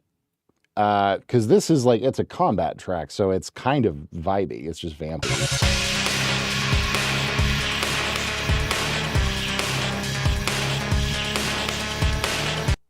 So we want to cut that transition back to... Hang on, let's blow this up nice and big here.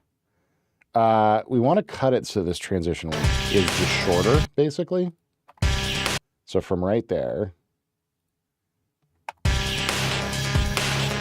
Actually, no. From right there, we want to cut there, and then we want to cut over here. I want to cut right there is going to do it. Whoa. Nope, not that. Like that. Ah, blah, blah, blah. Come on now. Boom. There we go. So now it should go...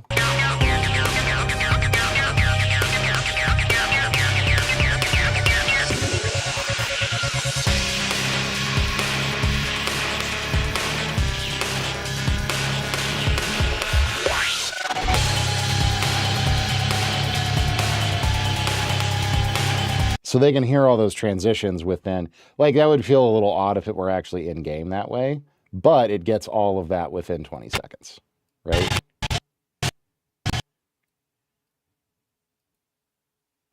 Come here. Boom. Perfect. And you know, just makes it nice and punchy for the clients. Okay. So we've got our six little ideas here, and we're going to start with both Aries concepts. And I have footage, both just from Noah's YouTube channel, of sections where you're not in combat in Aries, and then a section of a bunch of combat stuff. Is it possible to be racist? I'm not serious. No, no racism in chat. We love everyone here. It's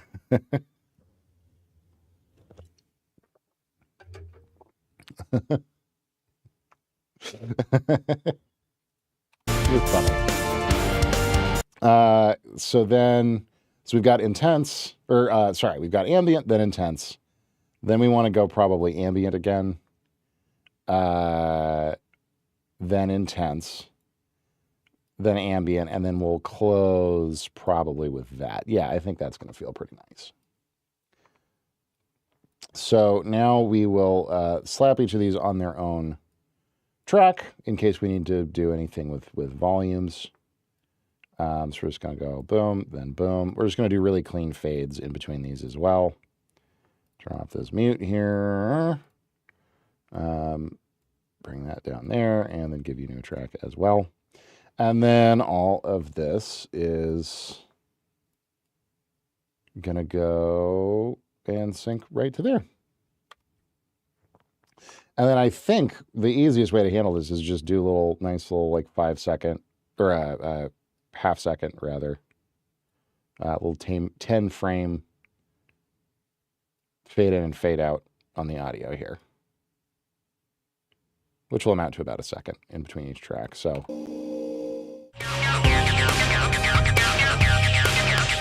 that's fine. Like, again, this is for people to just very quickly in less than different languages.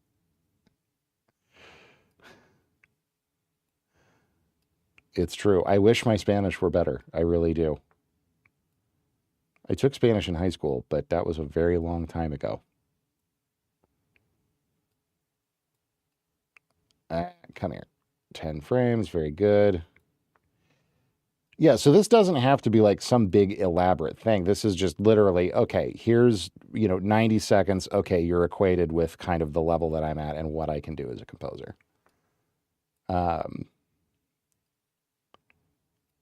And you see that like there's a bunch of like footage and like real game shit. The Ninth Seal. What's up, Ninth Seal? Discord. Excellent. Yeah. Why do you know Spanish? I grew up in Colorado. And also spent a lot of time in California. And there's large Mexican Hispanic populations in both of those states. I've also traveled. I've spent time in Mexico and in Spain. Me amo Mexico. It's true. What's up, Ninth Seal? Welcome on in. Yes, absolutely. San Diego has the best tacos in the world. Well, sorry, not in the world. Best tacos in the U.S. He's got 5 ads. Oh, geez. So sorry. Let me know when you're back. That's Twitch for you.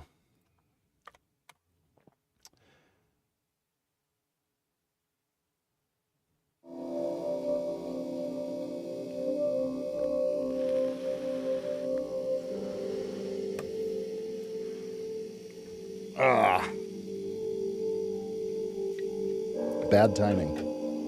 I have it. I have it set to. I went in and like looked at the settings, and I have it set to like 2 clicks lower than what Twitch is like. Hey, this is the best. This is the best thing for you to do, because I know that's way too many ads. So I pulled it lower than that. But it still blasts people out with ads all the time, apparently.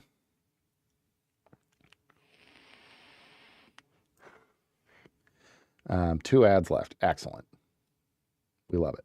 So, okay, so here's our reel. Where are we sitting lengthwise on this whole thing? 203. You can probably shave that down a little bit. Probably don't need 5 full seconds at the beginning. We can probably just go with 3.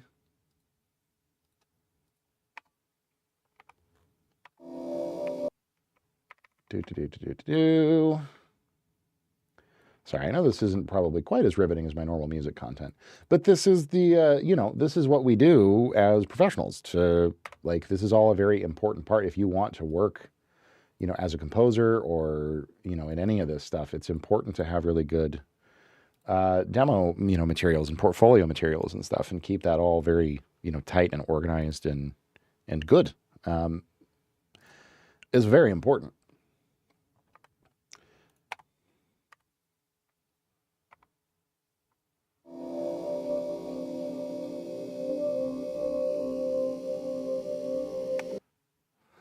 How do you pronounce the Ninth Seal? The Ninth Seal, I believe. You're back. Welcome back. Thanks for sticking through that. Sorry, it's Twitch for you. But I'll give you my quick spiel, since I think we've got a couple of new people in here. Hi, I'm Nathan Scott. Thanks for tuning in. I am a full-time professional producer, composer, musician, multi-instrumentalist, mix master engineer. I do all kinds of different stuff. Most of my work these days is game scoring. So I write music for game developers, game studios, for indie games. I also do artist production, commercial production, and that's mostly what my stream is about. So, I do paid like client commission work. I talk about my process, the plugins I use, how I compose things, et cetera, et cetera. We also do feedback for other artists from time to time, as people tune in and want me to check out their tracks. Sometimes we'll do song requests. I do a little bit at the beginning of every stream now. This is a brand new thing. And where I'll do a little sting like short about music theory or some topic that's going to start going onto YouTube as shorts and out as like, Reels content or whatever. And then I'll review a free plugin that anybody can go download, because there's a lot of very cool free plugins out there that I like using.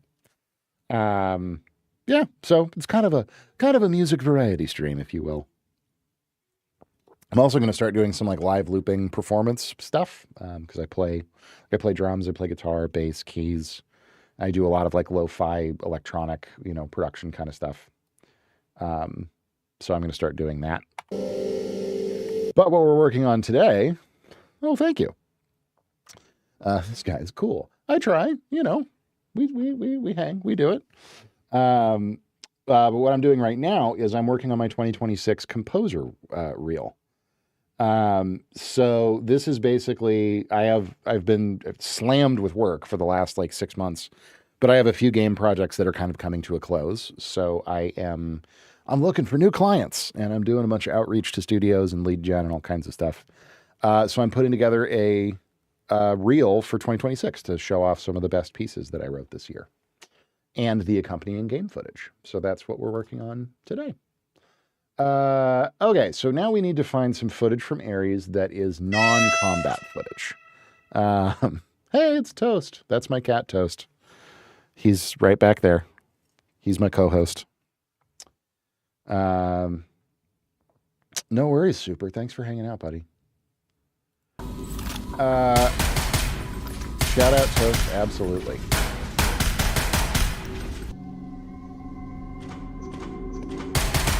Okay, so that's all good combat footage, but we want like exploration-y type footage. Okay, that's pretty good.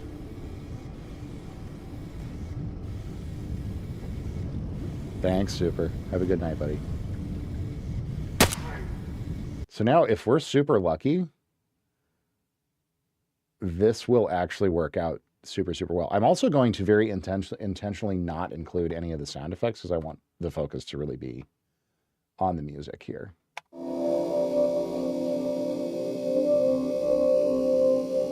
So if I'm lucky, that first shot is going to line up pretty perfectly with some things.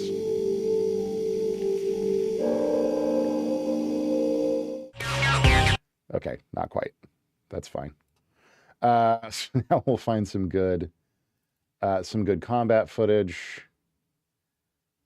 Let's see what this is.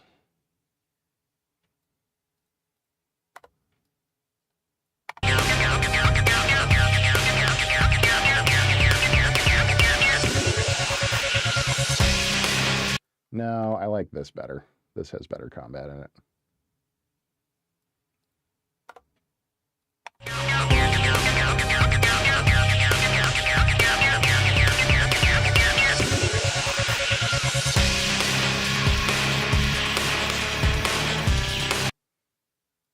Cool. So that's fine. That's nice. That's some good footage there. Next, we have... Oh, we have even more. Interesting. Oh, thank you. Yeah, it's a chill time in here.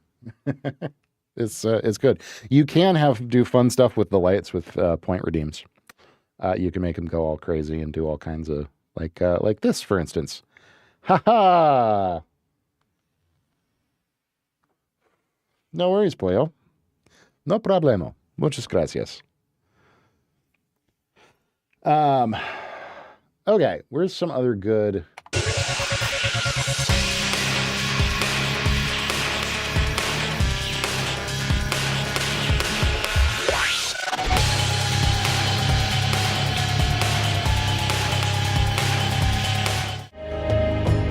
Yeah, that's fine. Okay, so now next here, let's actually go Venator Groove next, I think. And then we'll do Temporal Renewal a little bit later on. I feel like that's going to flow a little bit better. Oh, for sure. Yeah, so this is for a game called Ares VR that is currently in development. That is, yeah, it's a... I'm going to have to crop out that NC Software logo. They changed their name. But it's a VR game. They're actually building it in Roblox, which is kind of crazy. The footage that you're seeing is Roblox. It's bananas. The developers are super, super talented. But I scored this game early this year, last year, like end of 2024 into early this year.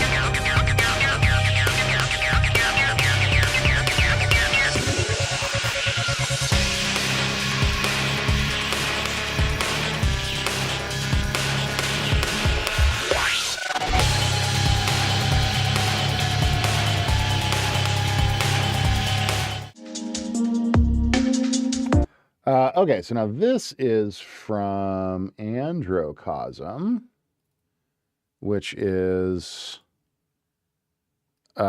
have some good footage of over here. And this is actually the exact sequence in the game that this track plays over, which is pretty handy. So we're going to grab that and stick that down here.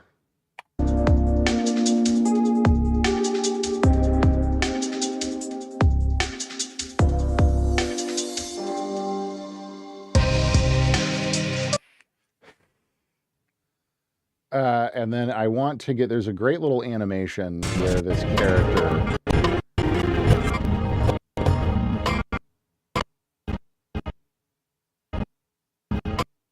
her name is Cullis, stands up and like chucks her tablet at the wall. It looks kind of, no, that's not what I want to do at all. It looks kind of nice and dynamic. Let's see if that plays or makes any amount of sense.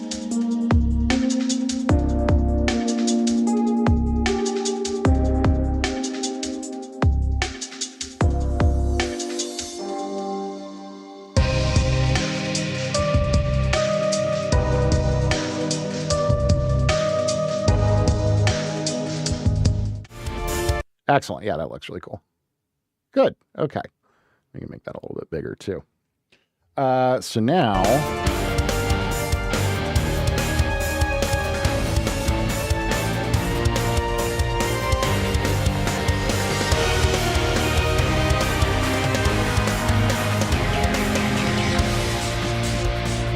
unfortunately, I don't have any footage from this project that I am allowed to use. I do have footage of it, but the devs have specifically asked me to not use any concept art or pre-alpha footage from this game for anything.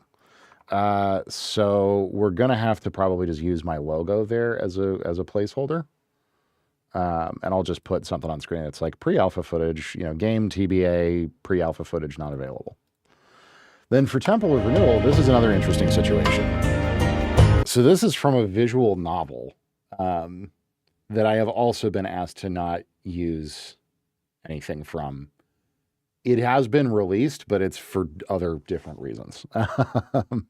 So what I'm going to do is I worked on a game years ago called Loricana that we did a bunch of stuff for, but it's kind of in a similar style. It's very like fantasy adjacent. And it was done in RPG Maker. And I think, yeah, they don't even go outside in this sequence at all. But I can at least, this is at least footage of a game. It's a different game, but it's the right vibe. Shut up. We did so much voice acting. So we're just going to drag this in here like so, and we're just going to use this as placeholder. And I might put a note about like, this is not the game. This is just like the vibe of this piece. I think that'll work okay. Oh.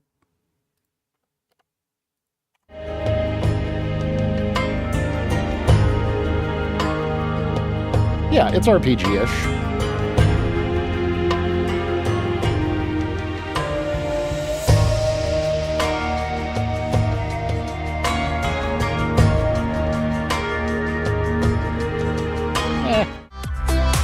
I don't know. I might just throw in like some kind of stock image there too or something.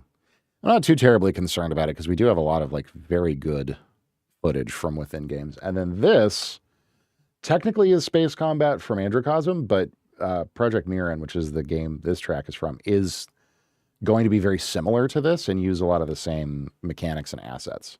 And it looks great.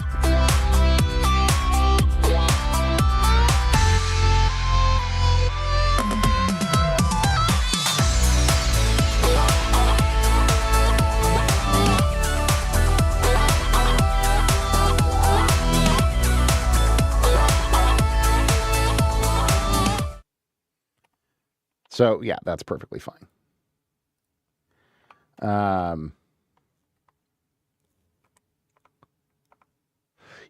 probably have. What's up, Justin Platt? Thanks for stopping by. So unfortunately, Justin, we're not doing song requests at this exact moment, but I do appreciate you jumping in. Just to give you a quick rundown, I did my spiel a moment ago, but since we have a bunch of new people tuning in today. Hi, I'm Nathan Scott. I'm a professional composer, producer, multi-instrumentalist, mix master engineer. I do a bunch of music stuff, and mostly what my stream is about is me doing paid client work. I do a lot of game scoring. Oh, very cool. Welcome in. Let's talk about movies, TV shows, games, and music. We talk about all of those things here because I literally write music for games and for TV for a living. Not as much TV. I do a little bit of TV. We have a TV project this week. But yeah, so that's mostly what we do on stream is we hang out, I do my normal work, my, commissioned client work. But sometimes at the beginning of stream, I'll do song requests where I like jam on different instruments to whatever people send in. We'll do feedback for artists. I talk about, teach a little bit about audio production, music production, review plugins, all kinds of different things on here. So watch the TV show The Nanny. Oh boy.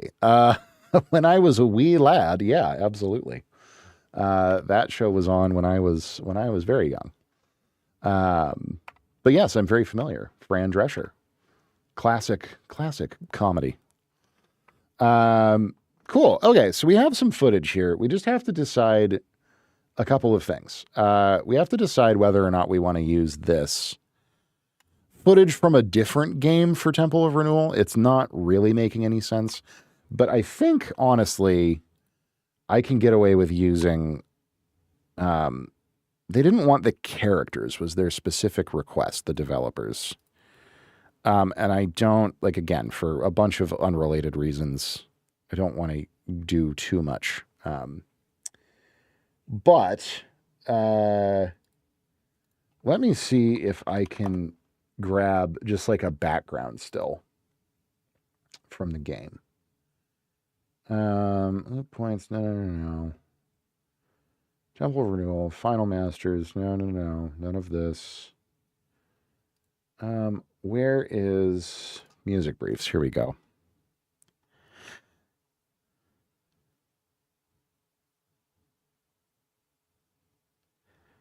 Oh yeah, I should be able to use a few of these images. I think should be fine. Let's see here. How does one download an image from within Google Drive? I don't want to replace the image. I want to download the image. Doctor Who? Absolutely. I stopped watching Doctor Who with Matt Smith. I did not like how Matt Smith played the Doctor. I know a lot of people love Matt Smith as the Doctor. He was not my jam. But David Tennant is untouchable as far as I'm concerned. He is the perfect and greatest Doctor in the entire show's history. That's just my opinion. Hate me if you want. Oh man, how all image options. This is a fascinating problem I'm having here. Because I need to figure out how to just download an image from within Google Drive. I guess push comes to shove, I can just, oh God, I can just screenshot this and fly it in that way. Oh, we'll probably just do that. That's fine. Because I don't actually think you can do that. David was the G for real. Yeah, absolutely. No, that guy was, what's up, Night Slasher? Good to see you. He's a phenomenal actor, but just the vibe, right click, copy. So you can't, oh, well, yeah, I guess you can copy, can't you? I might even just be able to paste it. Can I just paste it onto my computer? No, I can't do that. But great point. Give me Paint. Nope, doesn't work. But what I could do is copy. Sorry, I'm not doing this on screen, but this is from an internal document from the dev team on this game, and I don't want to get in trouble. Well, I can open up a Google Drawing. That might do what we want. Ha-ha! Perfection. That did what we want. Except now I'm all zoomed in all crazy. Get out of here. Okay. Hang on one second, guys. Sorry. Give me my page options here. Google Drawing. Page setup. Yes. No. Widescreen 16 by 9. There we go. Perfect. Skabam.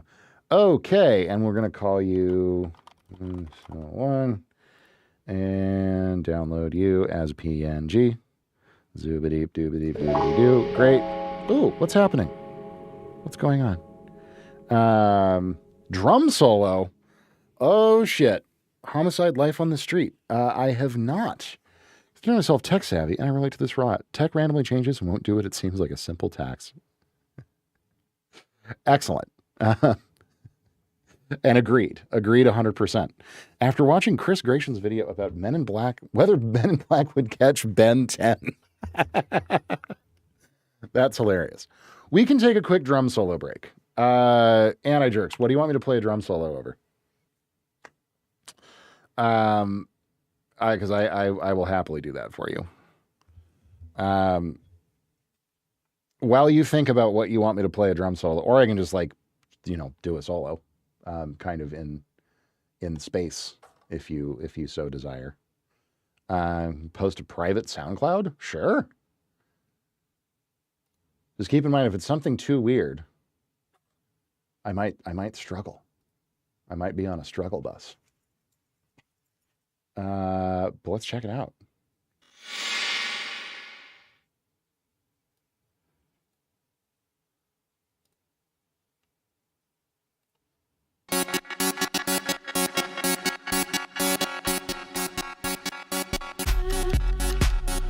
Oh yeah, we can work with this.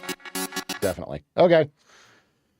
We're going to do a drum solo, guys, and then we'll get back to editing this. It sounds absurd, but I'm sure that's extremely entertaining. 1 second.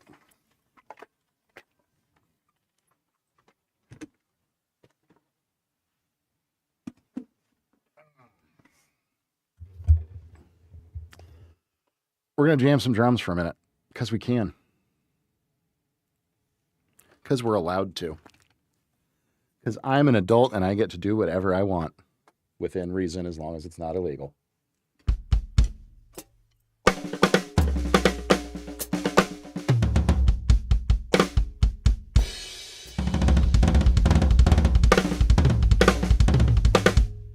All right.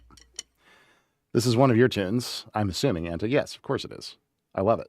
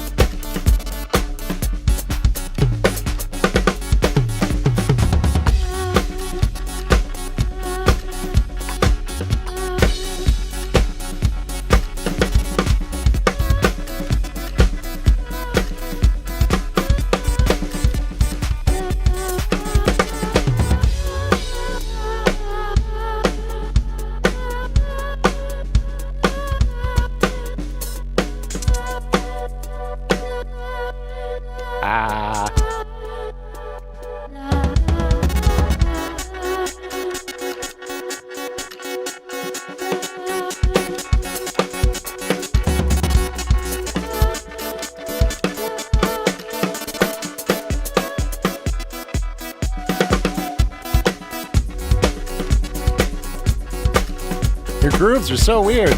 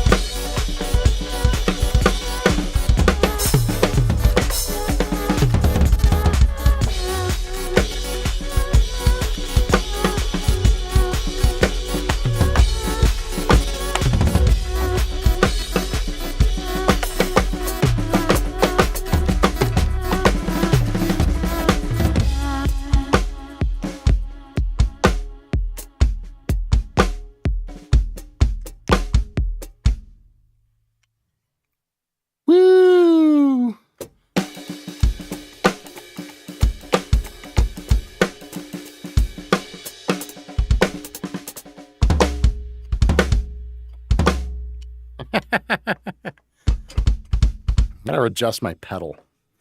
Doubles are getting harder, which means the pedal's getting loose.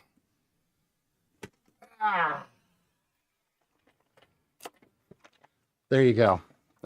I like it. There was a lot of slop in there, but you know, some good moments too. I mean, I will say that is my favorite point redeem, that's for sure. Wild. Well done. Thank you. I appreciate it. Nice track, too. Your stuff is always very unique, Anti-Jerk. We approve. Anyways, yeah, y'all are always more than welcome to request a drum solo. I will never complain about that. Okay, I'm grabbing some. Oh, what's happening? Oh, Minar, how's it going, Minar? Thanks so much for the follow. I appreciate it. So we're not, unfortunately, doing song requests at the moment. That was a point redeem from one of our members to play along with one of his tracks. But I will give you my quick spiel. We got all kinds of folks popping in today. I love it. No, hi, I'm Nathan Scott. I am a producer, composer, multi-instrumentalist, mix master engineer. I make music for a living. And I've been in the business for 16 years now. But mostly what my stream is about is me doing my work. So I do a lot of game scoring for indie video games. I do artist production. I do commercial music production, stuff for TV, all different kinds of things. So that's mostly what my stream is about. We do at the beginning of stream usually. I'll do feedback for people and we'll do little song requests where I'll jam along to things, much like I was just doing. But yeah, what we are working on right now, we're just taking a little intermission for Anti-Jerks, who is a valued member of our community, as you now are as well, Minar. So thank you for that. Yeah, what we're working on today is I'm building a new composer reel for myself. So a lot of times when you are going to pitch on a new game, or you're trying to connect with like new clients, developers, or like anything certainly in like the TV world or whatever, you want to have a demo reel that's usually like 2 minutes, 90 seconds, that kind of a thing. Just a nice, quick, tight representation of some of the best pieces that you have in your portfolio. And I've been sorely overdue in doing a new demo reel. And so that is what we are working on at the moment. We're just editing together with a little bit of like footage and concept art from games that I've worked on. Hang on, sorry, I'm doing something in the background real quick here. I'm getting a couple of these images downloaded and ready. Yeah, you want to have like a nice tight thing to send them so they can get a good idea of like what your, capabilities are, what your overall sound as a composer is, all that kind of stuff. So that is what we are working on. 6 Step Up movies, I have not. I have not seen those. Honestly, not a huge like movie guy, interestingly enough. I do like them, but I fall in this weird situation a lot of the time where if I like a story or I like a world or, like a canon, if you will, and like if I'm watching something and I like the characters, I like the storyline, I like the world building, I want 1,000 hours of it. I want 15 novels. I want 9 seasons of a TV show. I want, hundreds of hours worth of actual play, content. I want to immerse myself in that world and learn absolutely everything about it top to bottom. Alternatively, if I'm watching something and I don't really like it, I want to watch it for 30 seconds and then turn it off and run away and cry. So movies end up in this really weird interstitial zone, where like if I don't like it, it's way too much. It's way too long. Like 2 hours is way too long. Wanted more Breaking Bad, Better Call Saul. See, I can't, these new dramas, and I say new as if they're actually new. They're new to me because I'm in my mid-30s. I'm ancient.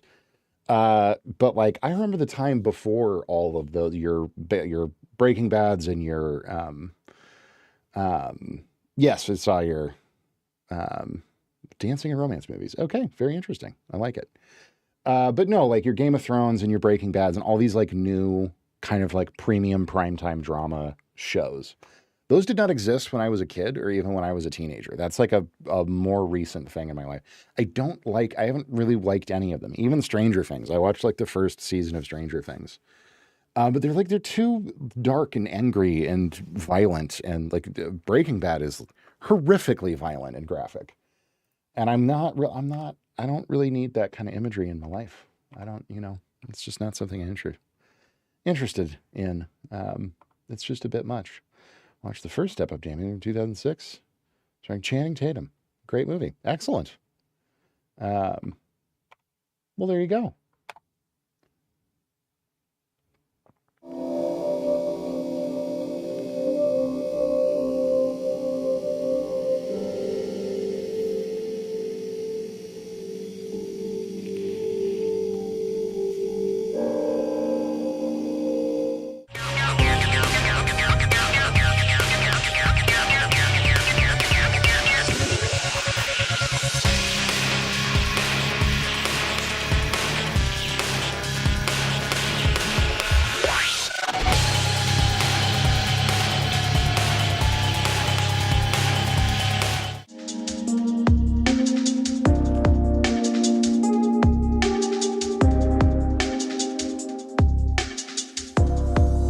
I'm sorry, I'm just watching this back now to kind of see how this all feels.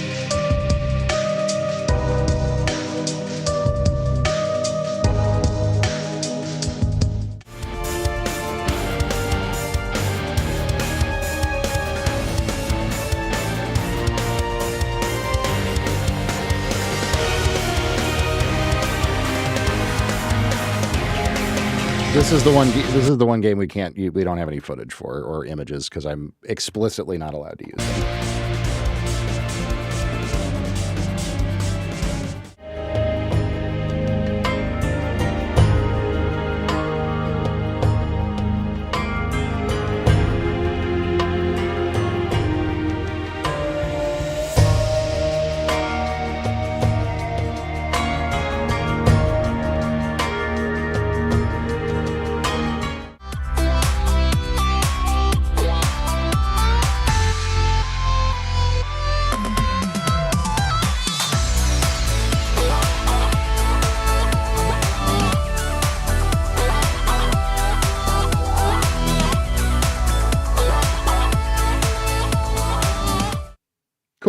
Very nice. Okay. Yeah, I think that flows nicely. It's 2 minutes, which is a really good target length for this. And I think it showcases a lot of what I do pretty well, pretty effectively. Shows good range. There's like good, variance in like energy.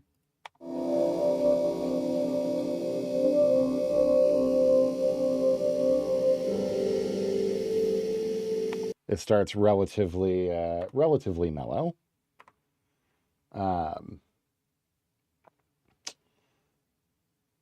And yeah, so now what we want to worry about is some like rough edits. So we'll do cool transitions between each of these.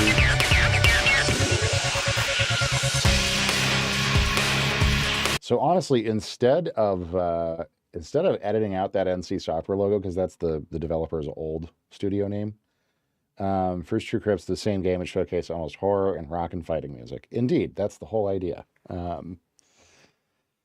That is the whole idea. Okay, so we need Ares logo, which I have somewhere. Do I have that in my downloads somewhere? Download Ares? No.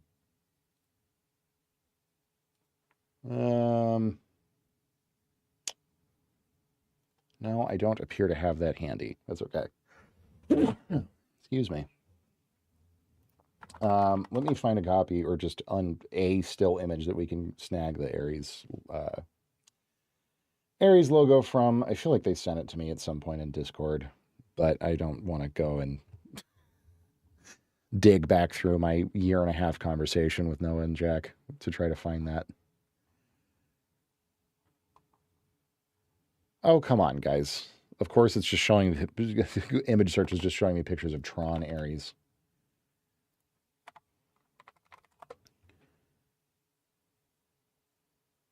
Ooh. Ooh, that's a great logo. Excellent. Okay, we're going to snag that real quick here. Save as PNG. Yes, please, and thank you. Boom. So now we can start actually thinking about how we want to do some more like graphics-y stuff here. Tell me about the movie Step Up. I did not. Yes, I'm seeing. You watched it and liked it, which is great. Sounds like a neat movie.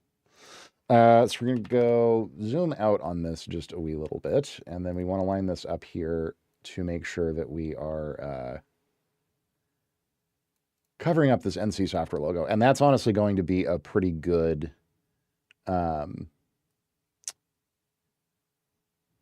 A pretty good spot to put our logos anyways, is that sort of top left corner. So we will go ahead and do that. And we're going to add that logo for all of the developers. That is our first step.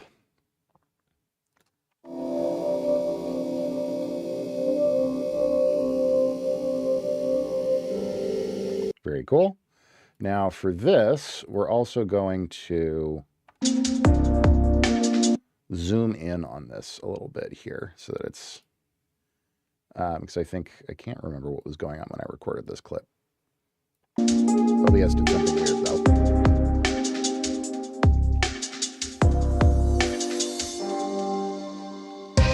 Oh, but we don't want to cut off that text box.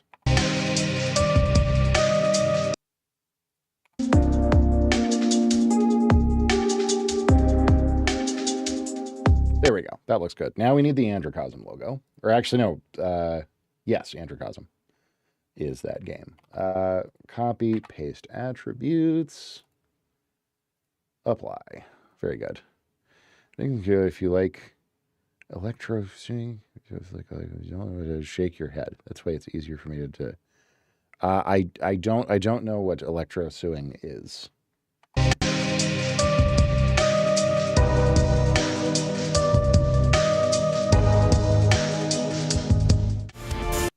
Okay, cool. So now we need the Big Fingers logo from Jeremy, which he definitely sent that to me in Discord. But that's my conversation with him is truly epic. Big Fingers Games. I can probably snag this from somewhere.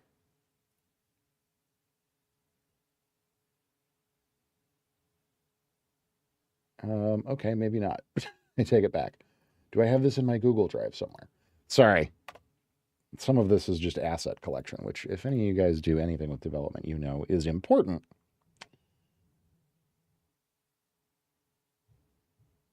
But what am I searching for here? Client logos. Game clients. Here we go. Hey, there's the Big Figures logo. Excellent. And we can actually just do... Oh, and we are going to need the Sable logo as well. Cool. Well, that's easy. Zoop.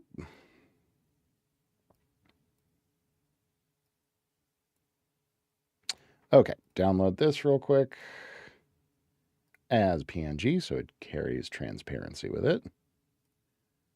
We love it, and then this can go right up here. Boom. Big fingers. Bit of a crude logo, but that's what Jeremy went with. I don't know why he went with that logo. I mean, it does, like, it, you know, it's distinctive, that's for sure.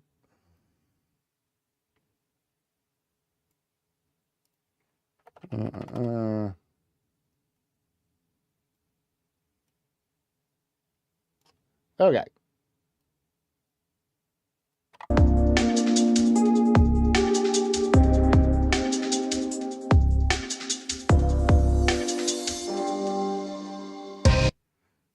I have not played either of those games. No.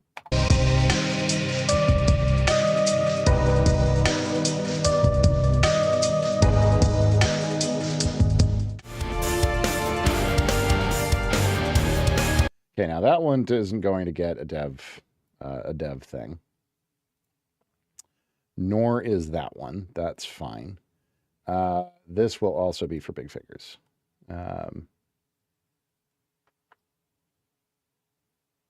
Scorpion King, starring Dwayne The Rock Johnson. I know of that movie. I don't think I've ever seen that movie. Scoot.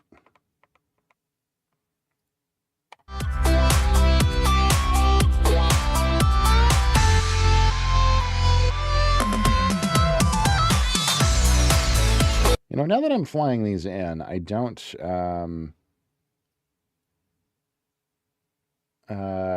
actually know if this is the way to do it. I might just do text. Looks kind of funky to have logos on there. I think we just do text. I think that's fine. Okay, it also saves me a lot of asset collection, which is kind of nice. So now let's think about some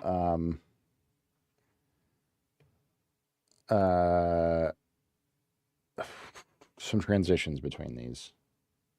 And this is where we love Resolve. We absolutely love Resolve because it has 9 million excellent built-in, actually very not cheesy, quite nice looking video transitions, which is very slick. There is a glitch one that is quite cool that will be very appropriate for Aries.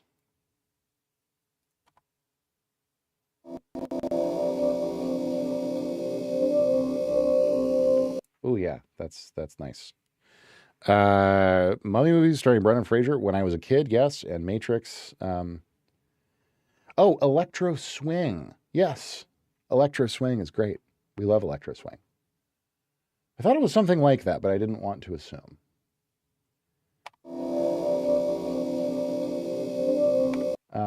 Okay, so actually, before we even do transitions, we want to worry about text. So let's get some... The Simpsons game? Which one? There's like a zillion of them. Titles, generator, no. What are we? Stinger transitions. No, we don't want stingers. Well, actually, maybe we do want stingers. What are stingers? Free text. Ooh. Well, these are absurd. Generic label wipe. Yeah, no, that's a bit much. That's a bit over the top. Where are all of the oh, here we go. Here we go. Here's what we're looking for. Scale up lower third, yes, but I need like a full. We want a lower third, but we want I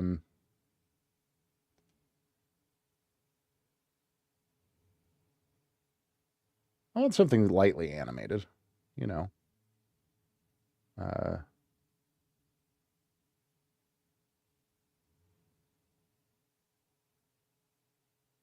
Yeah, something kind of like this is going to be nice.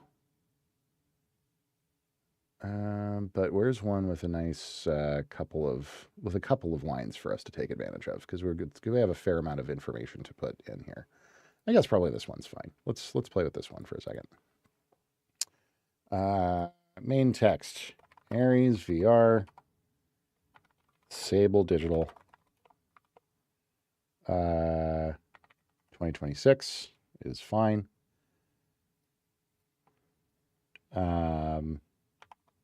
Sci-fi, stealth action, ambient. Ambient underscore is how I would describe that. Let's see how that looks. Oh, that doesn't look half bad. It's a bit cut off.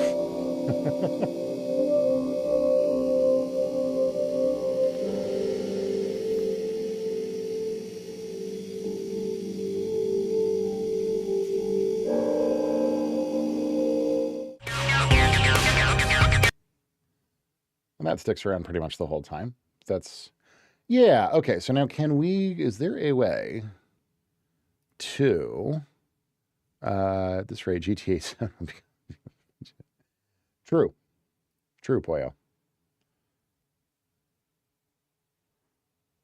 Justin, no, I have not played the Simpsons games. Let's see here. Background control, solid color, yes. Oh, yeah, okay. Here, we should be able to adjust the width. Where do I do that? Background control is a horizontal.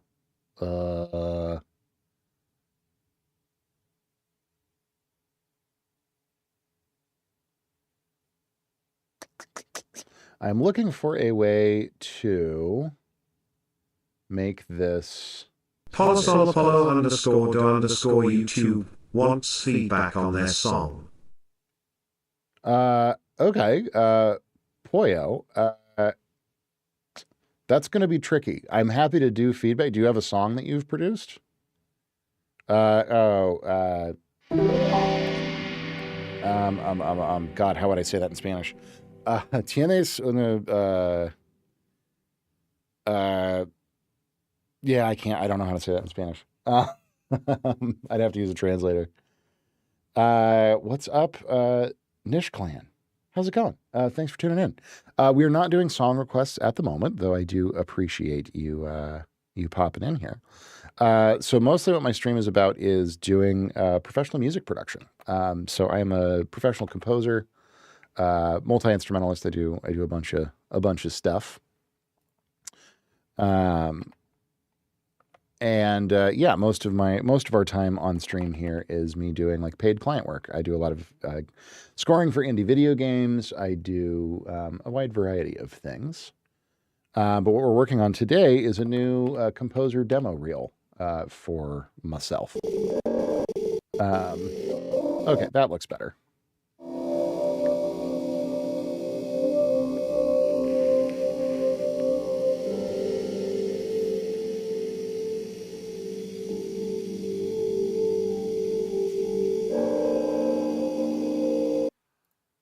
Want an external mic. Always been running headsets, but they give me head dent for sure.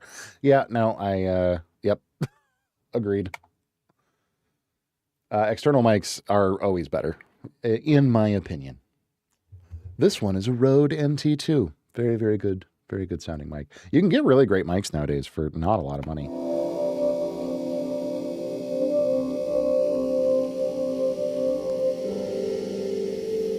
Okay, that looks nice. Have I ever watched Teletubbies? No, I'm an adult. I mean, no offense if you do watch Teletubbies, I suppose, but yeah, no. Combat.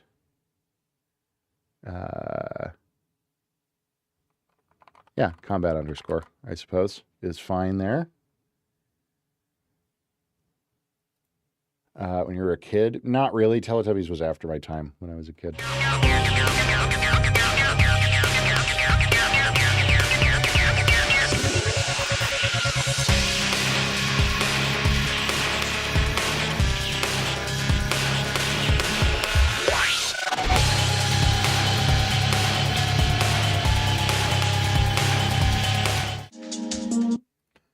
Okay, very good. So now, oh,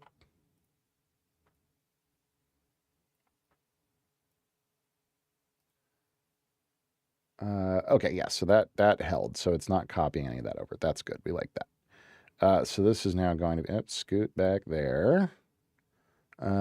This is going to be Androcosm. Big Fingers Games. This is a hard one to pin a release date onto. Because technically it is out now.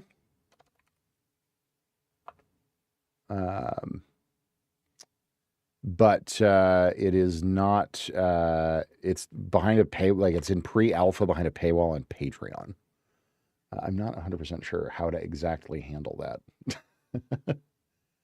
Color, yes. Background height, is that center radius? No. Okay, we do have a few controls there. That's good. Hey, resolve. Let me do this. What is it over here? 1.88. Okay. 1.88. There we go. Wait, what? 0.188. That makes more sense. 0.188. This is what video editing is like, guys. If you've never done video editing before and you have a coffee, I mean, you're welcome to get a coffee if you feel like you want a coffee. Main background controls. Type solid color. Yes. Can I please just make this whiter? That is what I would very much like to. No, that gives me a corner. That's fine. Line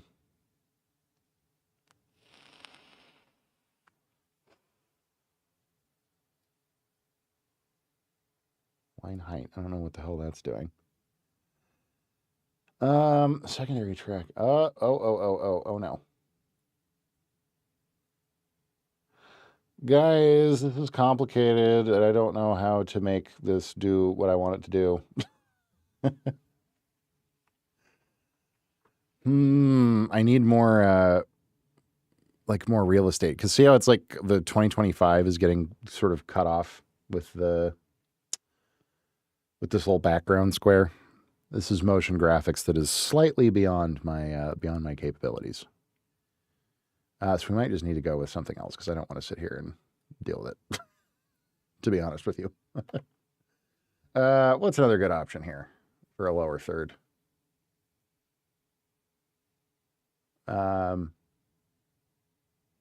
Ooh. That's kind of cool. What does that look like?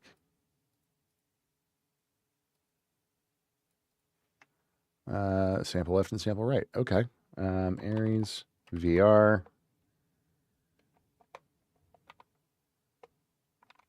Sable Digital. 2026 release. And then this is sci-fi stealth action. Ambient underscore. And Yeah, that's probably all we really need to say about that, right?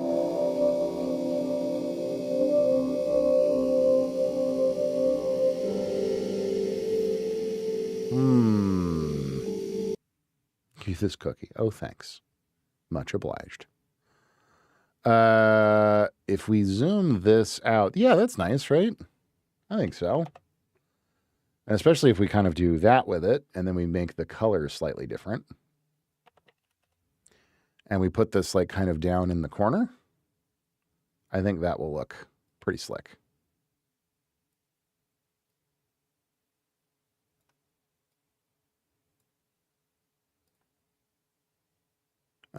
But I wish, can we flip the, yes, we can. Excellent. Can you make the blue line multiply the background? Ooh, that's a fun idea. Potentially. We want bold over here, and then we want light on this side. Now we're figuring it out. That's much nicer. And then if not color, I mean, I would definitely want it to be like red is much more my vibe. But can we do, no, there is no option for like overlay like that. Although that would look sick. I'm sure there's a way to do that in Fusion, which is like the graphics engine inside of Resolve. And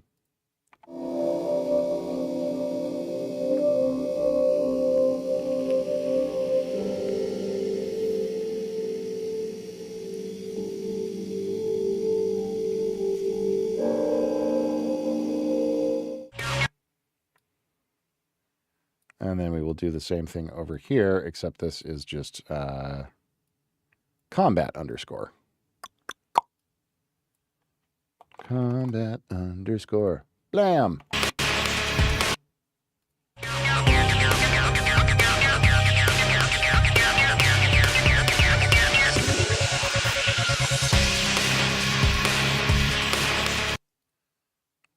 Very nice.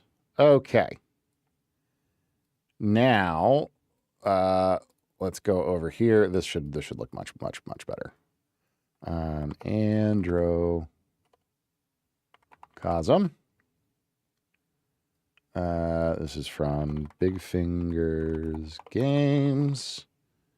And we can now see we can just move it a little bit, and that's fine. It'll still look fine. Zoop, like so. Realistically looking probably at a 2027 release on this game. I'm just going to throw that out there. We editing a little now? We are. Welcome in, Roller Coaster. Good to see you. Yeah, I'm putting together a new promo reel for myself. This would be a sci-fi RPG.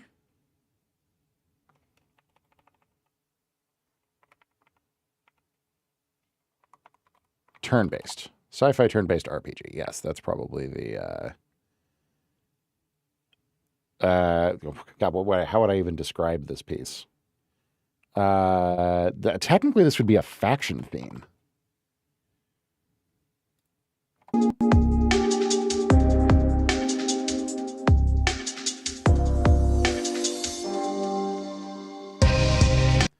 going to go actually probably regular. Yeah, that's a little easier to read.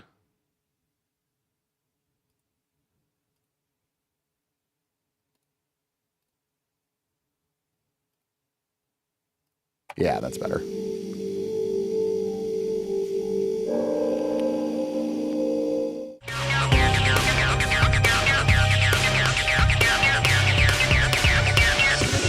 And then what I'll do ultimately is I'm going to compound all of these, and then we can do some nice transition-y, graphics-y stuff to them.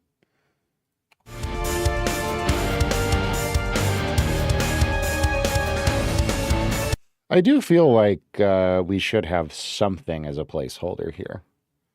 I can't use anything from the actual game, so I'm not entirely sure. I wonder if there's just like a Creative Commons sci-fi sort of combat-y looking Let's go to DuckDuckGo real quick here and see what we can find.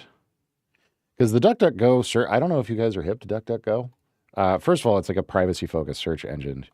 But we're just going to say sci-fi combat wallpaper.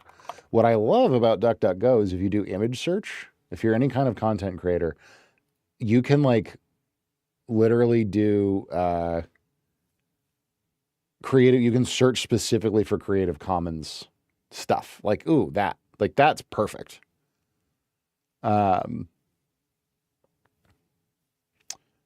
That's quite cool looking and actually fits extremely well and is nice and high resolution. So let's grab this real quick. Very nice. But yeah, the DuckDuckGo image search has so many really nice features to like hone in on like a specific kind of image that you want to find, which is pretty slick. Boom. And then we can just kind of drag that out like so. And zoom it a little bit so that it fills the whole thing. And then what we can do is we'll keyframe it. We'll get fancy so that it has a little bit of movement to it.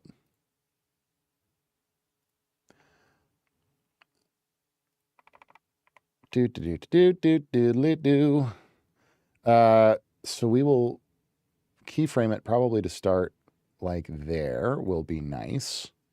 And we'll go keyframe, and then we'll go over here. And we'll have it zoom into like 1.5 maybe. And end up like, so it's like kind of like pulls in on this lovely little console feature here.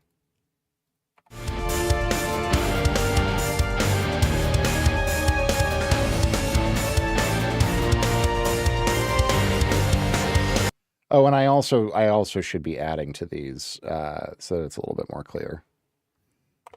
Pre-alpha footage.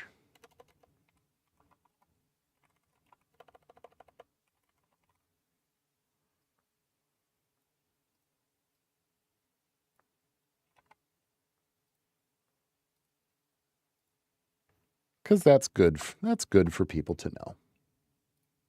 And it makes you sound official, right? You're like, oh yeah, this is pre-alpha footage. Very, very fancy footage. Get out of here, logo. We don't need you.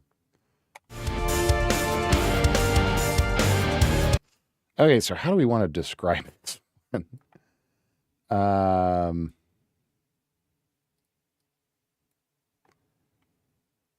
Put salvage in quotes, kind of.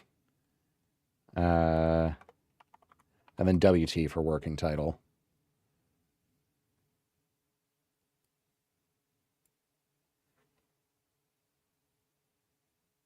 I can't even say the developer's name on this. This game is like very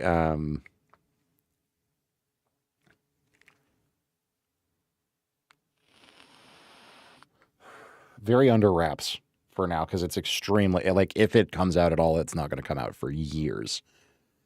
And it's like the passion project of one person who's hiring a bunch of freelancers for it. So it's not even really like there's no studio title. I'm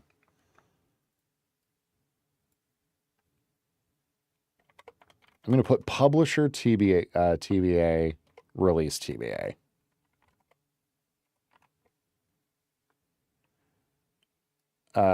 Sci-fi RPG third-person shooter.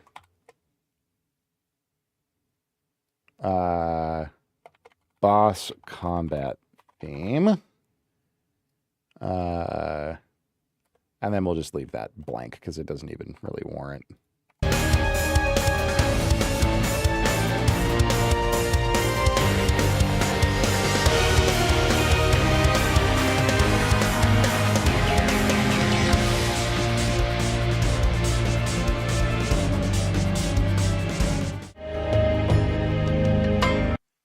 And so then for this, we also want to do some nice little keyframing here.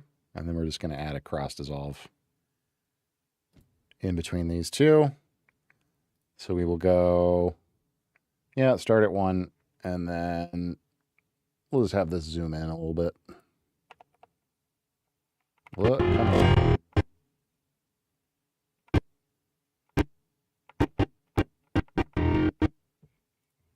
Put a keyframe there and go 1.1.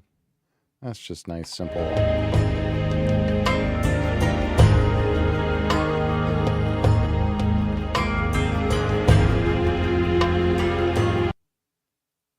And then for this, we're going to go 1.1, zoom in, keyframe, and we'll just move it over, 50. Keyframing is so tedious. And then here we'll go -50. So it's just a simple, subtle slide.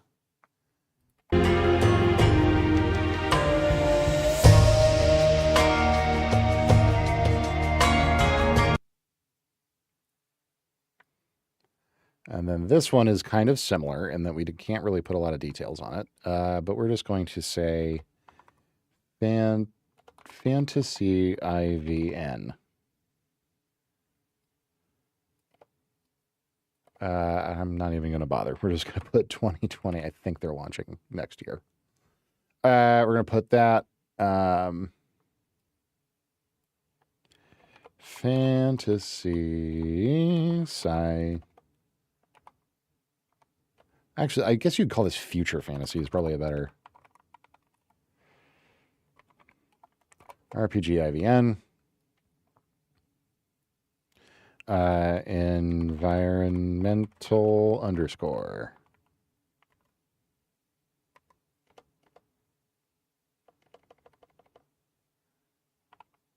or environment theme is probably fine.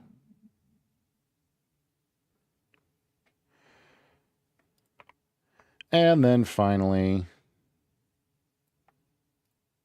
for Project Mirren, we go Project Mirren.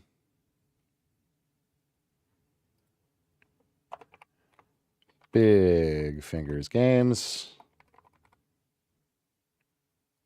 This is probably 2028 would be quite pre-alpha footage.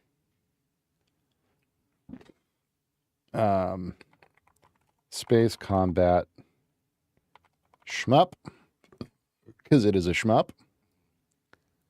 And this is a combat theme. Okay, let's take a look at what we've got now.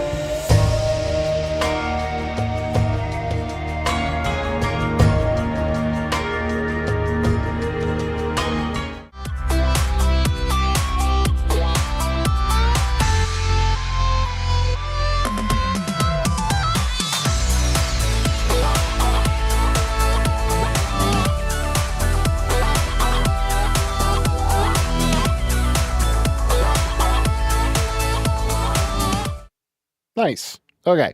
That's pretty much exactly what we're after. That looks great. Sounds good.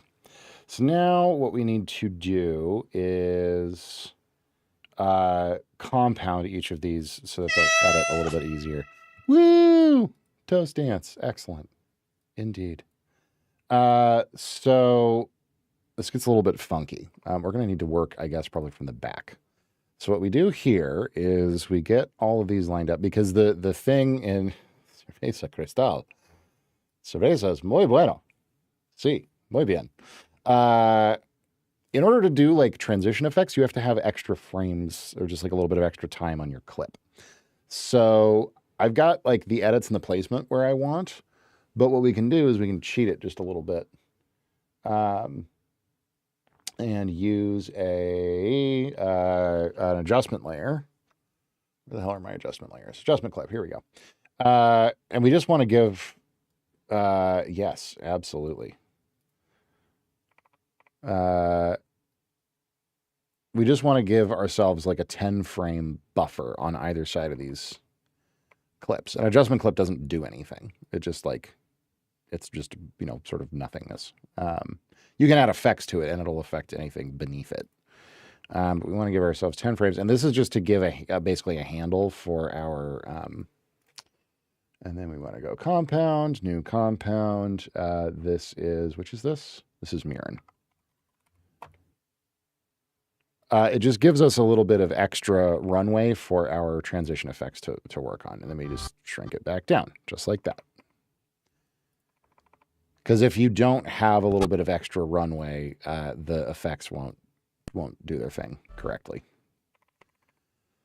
So we just got to do this with each of these. Scoot over here. Give me an adjustment clip. Kind of a hacky workaround. There might be an easier way to do it, but, What is video editing if not hacky workarounds to get things looking how you want them to look?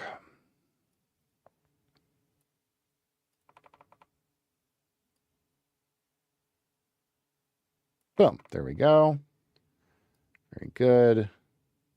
Come back up here.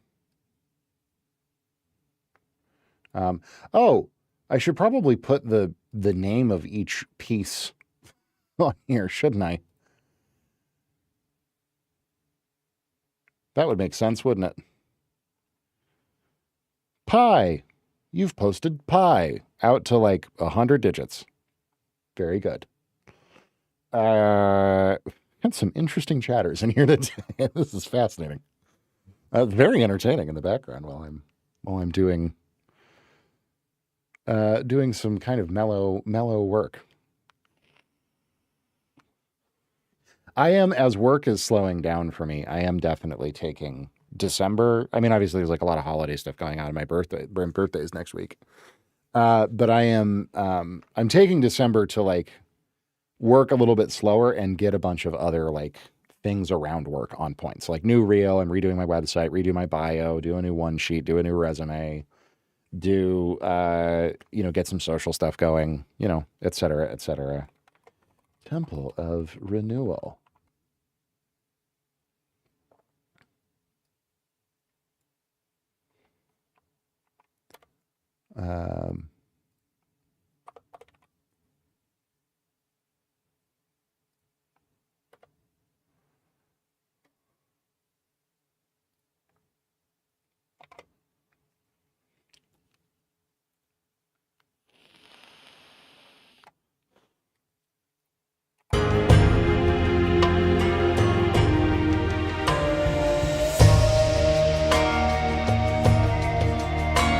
Yeah, I like that.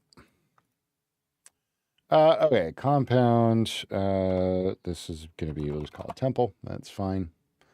And now cut this in 10 frames either side. Zoop. Honestly, this is what, like, I enjoy video editing a lot. And if it's on my own projects, I'm like super, I'm super game, but I don't love doing commercial video editing. For this exact reason. It's very slow.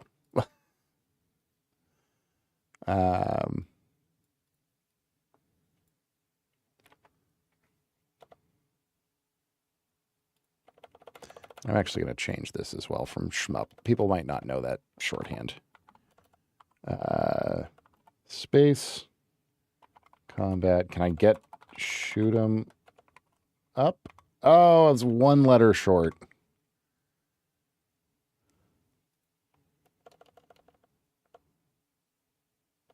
Can I get ship based? Yes, I can. Excellent. We love it. And this track is called Oscillate. There we go. Okay, very good. Now, give me back to my media pool here. Where's my timeline? Very good.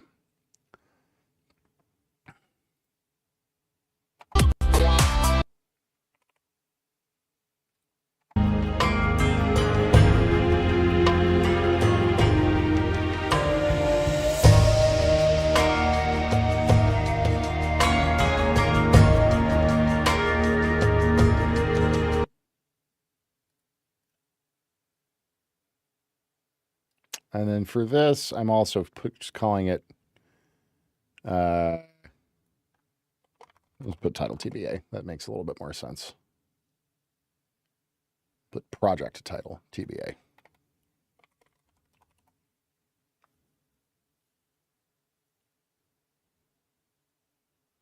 Okay, cool. Go back to my timeline here.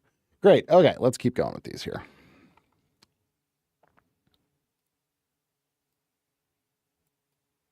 So you scoot over a little bit. Give me an adjustment layer. Very good.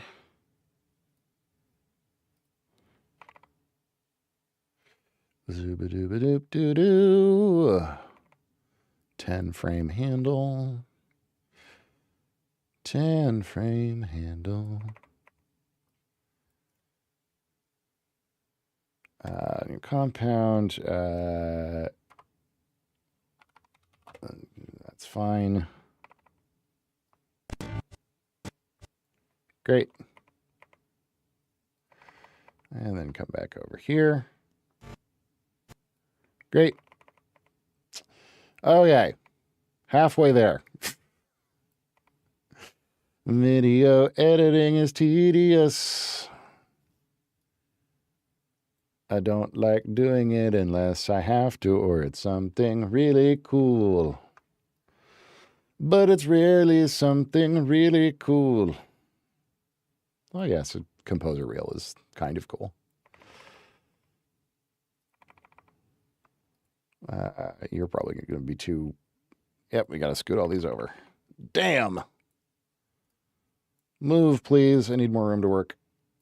Move, please. Thank you. This is Androcosm.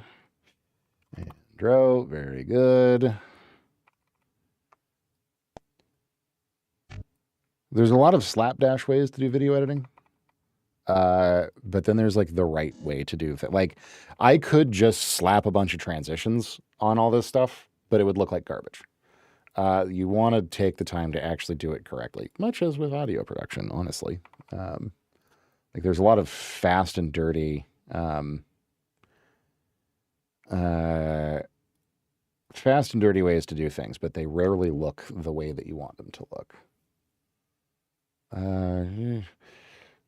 Beautiful town full of bullying, horrible people, vibrant colors, and eating God's bone.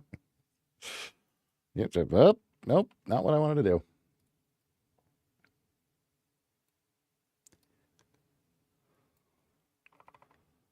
So much movie and television discussion going on today. We will be doing the. We started working on a spec piece for a TV thing a week or two ago. We will be getting back to that. Compound Aries 2. 10, very good. The reason I'm doing this very meticulous and tedious process will become clear in just a moment. Don't you guys worry. And then this is Aries 1. Zoop. Zoop. Very good. And zoop.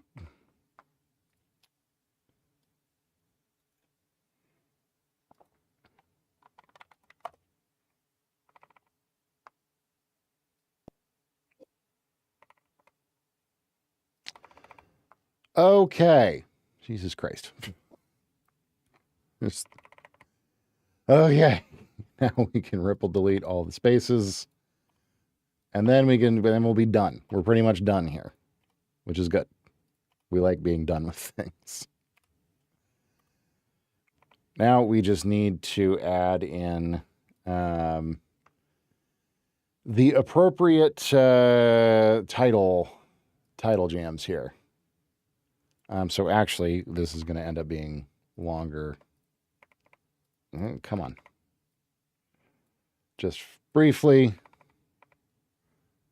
Yeah, we will drag you out to 5 seconds. Then we can kind of figure it out from there. Come on. There we go. Now we need a new title, and this is just going to be a little intro like, hey, it's me. It's me, the guy whose thing you're watching. What do we want here?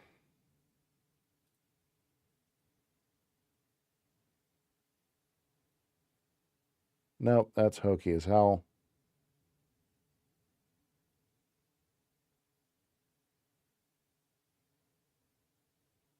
What is that?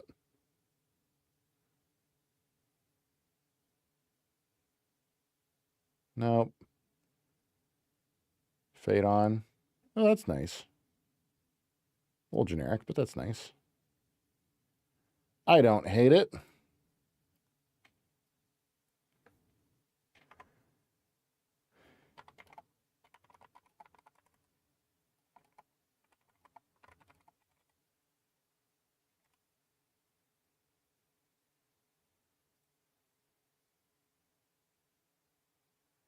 That's also enormous. Why are you so enormous?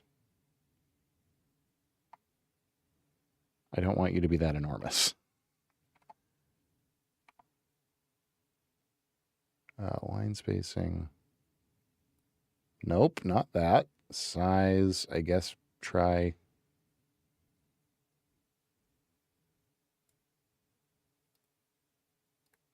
Sure.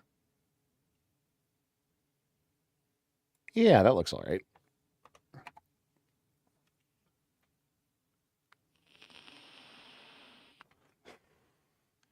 It's still like weirdly spaced out. Why are you so spaced out? I don't like it. No, those are anchors. I don't want anything to do with anchors. Ah, there we go. And then we can bring the size back up, can't we? So it looks a little less insane.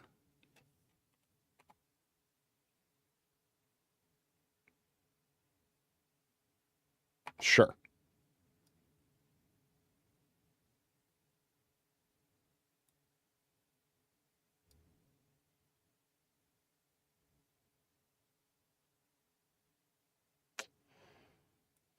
Yeah, fade in, fade out. That's fine. There we go. Oh, wait, no, I did it on the wrong thing. That's on the text. I want it on the image.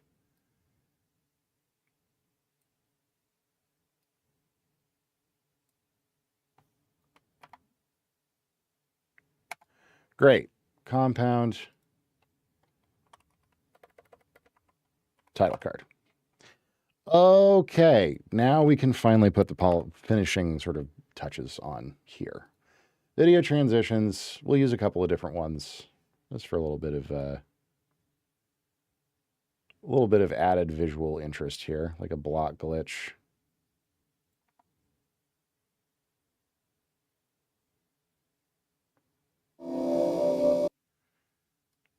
And then can we maybe...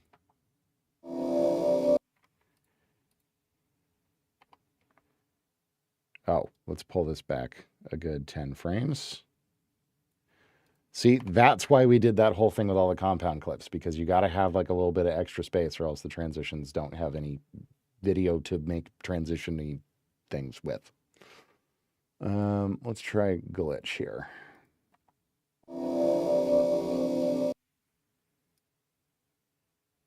Does that look kind of dumb? Not really. That looks fine.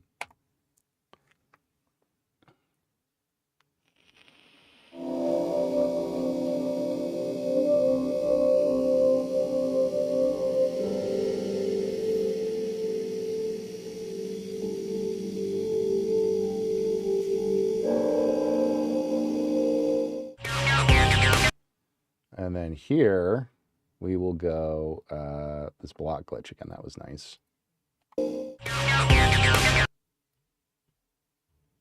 Sure. Oh, cool. Totally.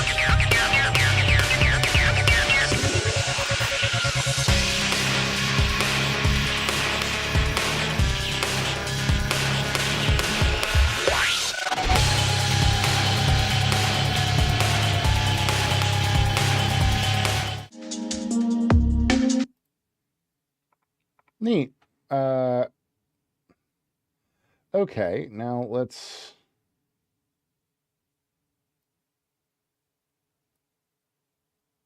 Oh yeah, that'll look nice.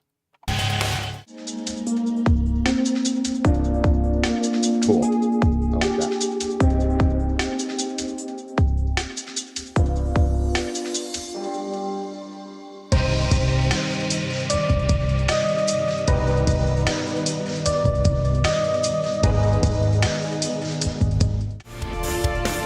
There. Why not? Mosaic. Sure. I'll probably look fine, just fine. No, that looks stupid. It looks stupid and I hate it. That's like the super hokey. Ooh. Ooh, that one's sick. Oh yeah, that's awesome. Oh my god. See, this is why I love Resolve. Like, that is a killer looking transition.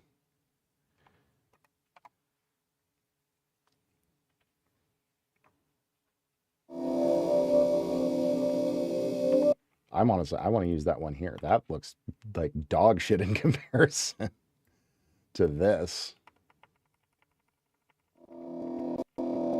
Oh yeah, that looks great. That's cool.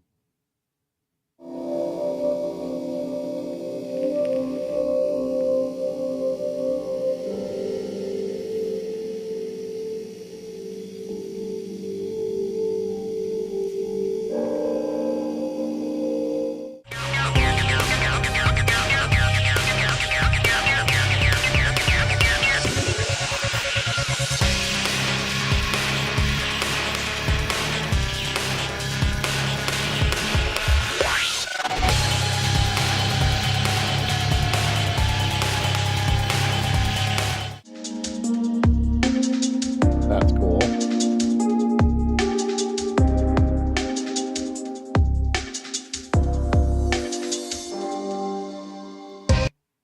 Let's try a few other things here. What does this one look like? Detail dissolve. No, that's just a dissolve.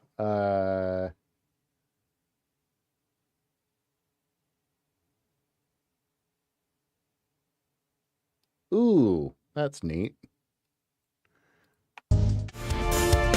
No, it's not. That's terrible. Not all of them are good, but a lot of them are good. Box twist. No, that's hokey.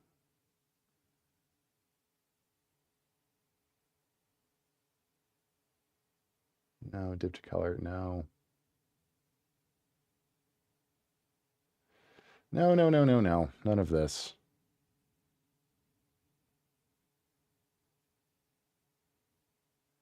Brightness flash. No, that looks... Oh, that might not be terrible.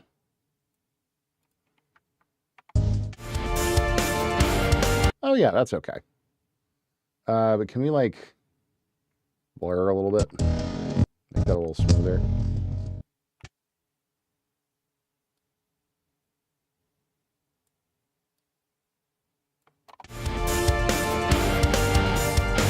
Sure, that's fine.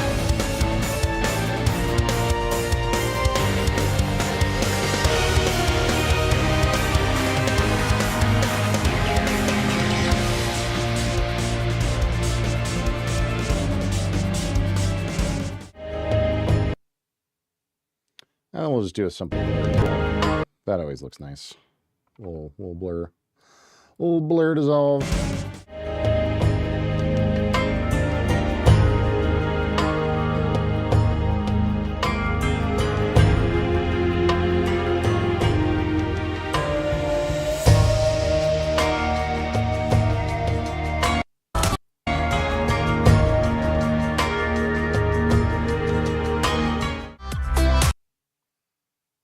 And then we'll do, what do we want to do here? Yeah, sure. That seems reasonable. It's a bit of an intense transition, but you know.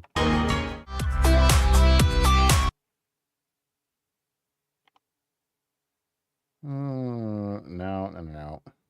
No, Jesus, no. No. What the hell is elastic rubber? Oh, God, no. Terrible. That's interesting looking. How stupid does it look, though, in reality? Well, it's not good.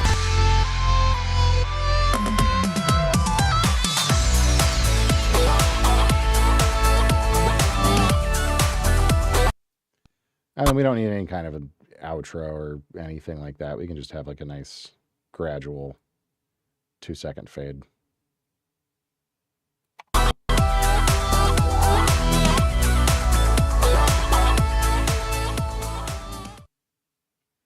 Yeah, that's fine. Like, again, the point here is not to show off anything other than, hey, in 2 minutes you get an idea of what I do musically. And I do also, I wanted to put titles on each of these. So this is Office.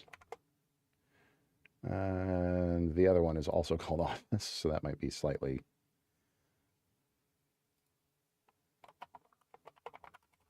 ambiance. And then the other will be Office Combat, because that's correct. Where's my timeline? Where's my timeline? Where'd you go?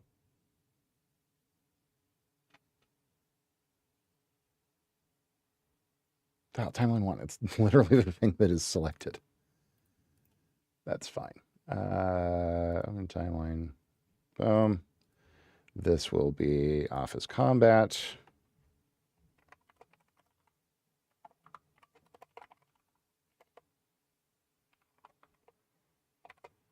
Great.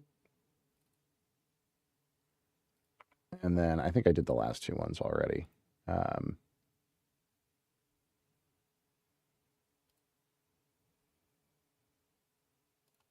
Then this one is called Venatori. Venatori.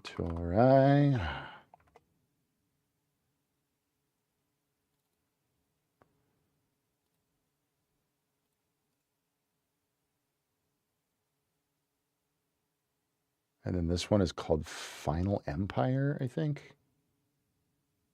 If I recall correctly. Final Empire. Very good. I think that's all of them. I think the last 2 I grabbed already. Yes, I did. Yep, great. Okay.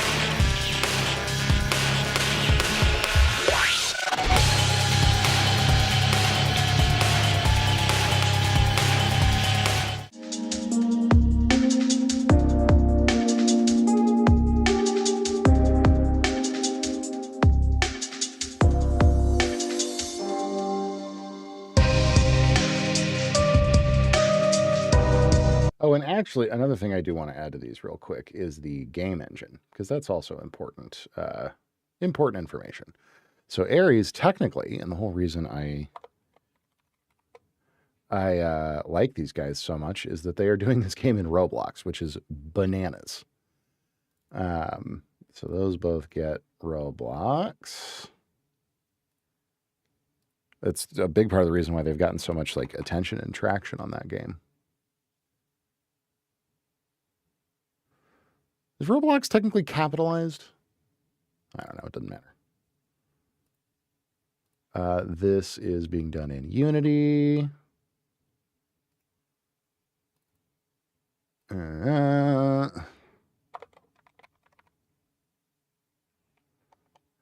Unity. Nope, not quite. This salvage is being done in Unreal Engine.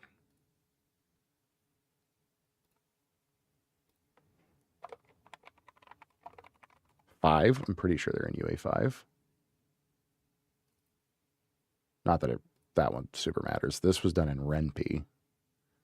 But you know, it's just it's good to be like, yeah, I've like worked with projects in these different engines. Like people like to know that. Come on, why? I need a new keyboard.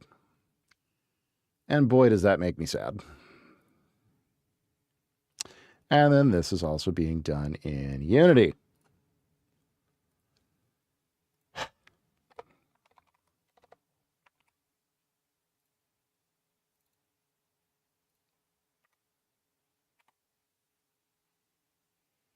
I should have some kind of little sound there. I'll make something.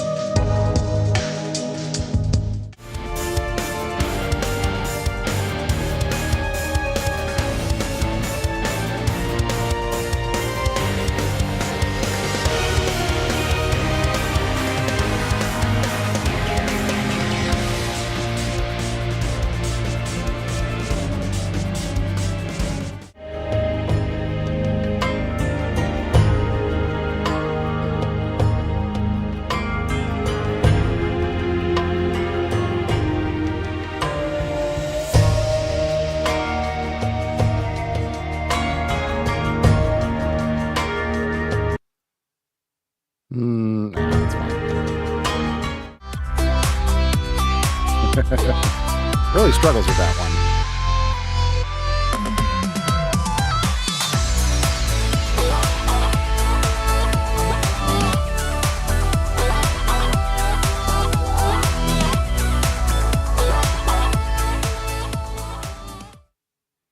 Neat. There you go.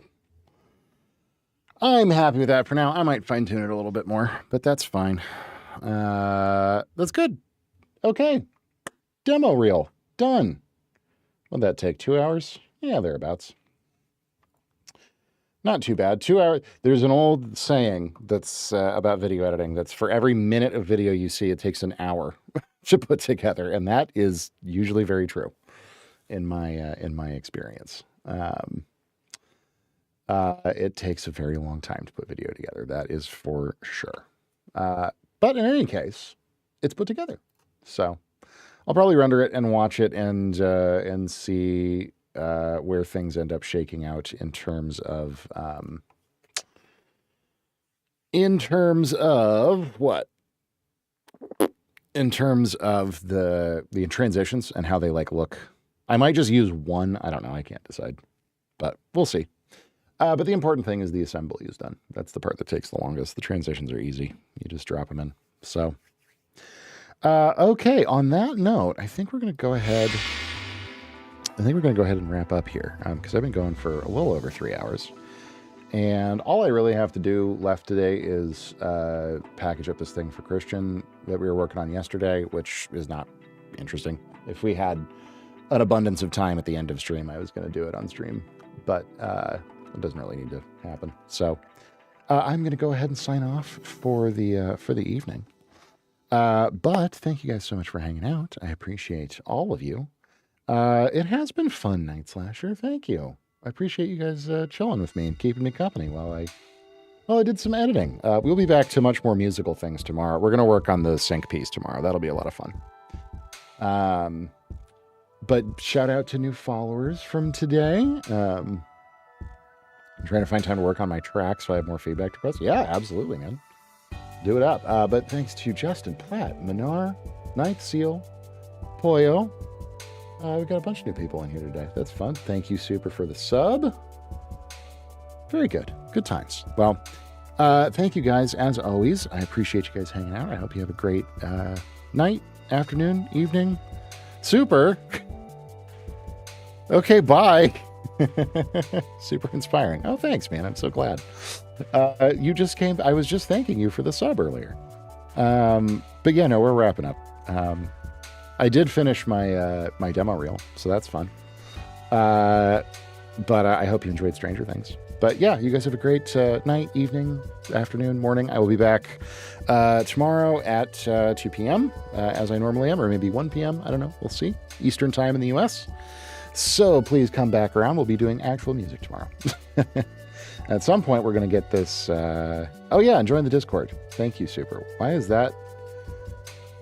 Why did that not work? Why is everything broken all of the time? There we go. There it goes. Join the Discord if you want. You'll get pinged when I go live. And you can come hang out and say hi. But yeah, lots of fun stuff going on. And we will see you in the tomorrow times. Thanks, guys. Bye.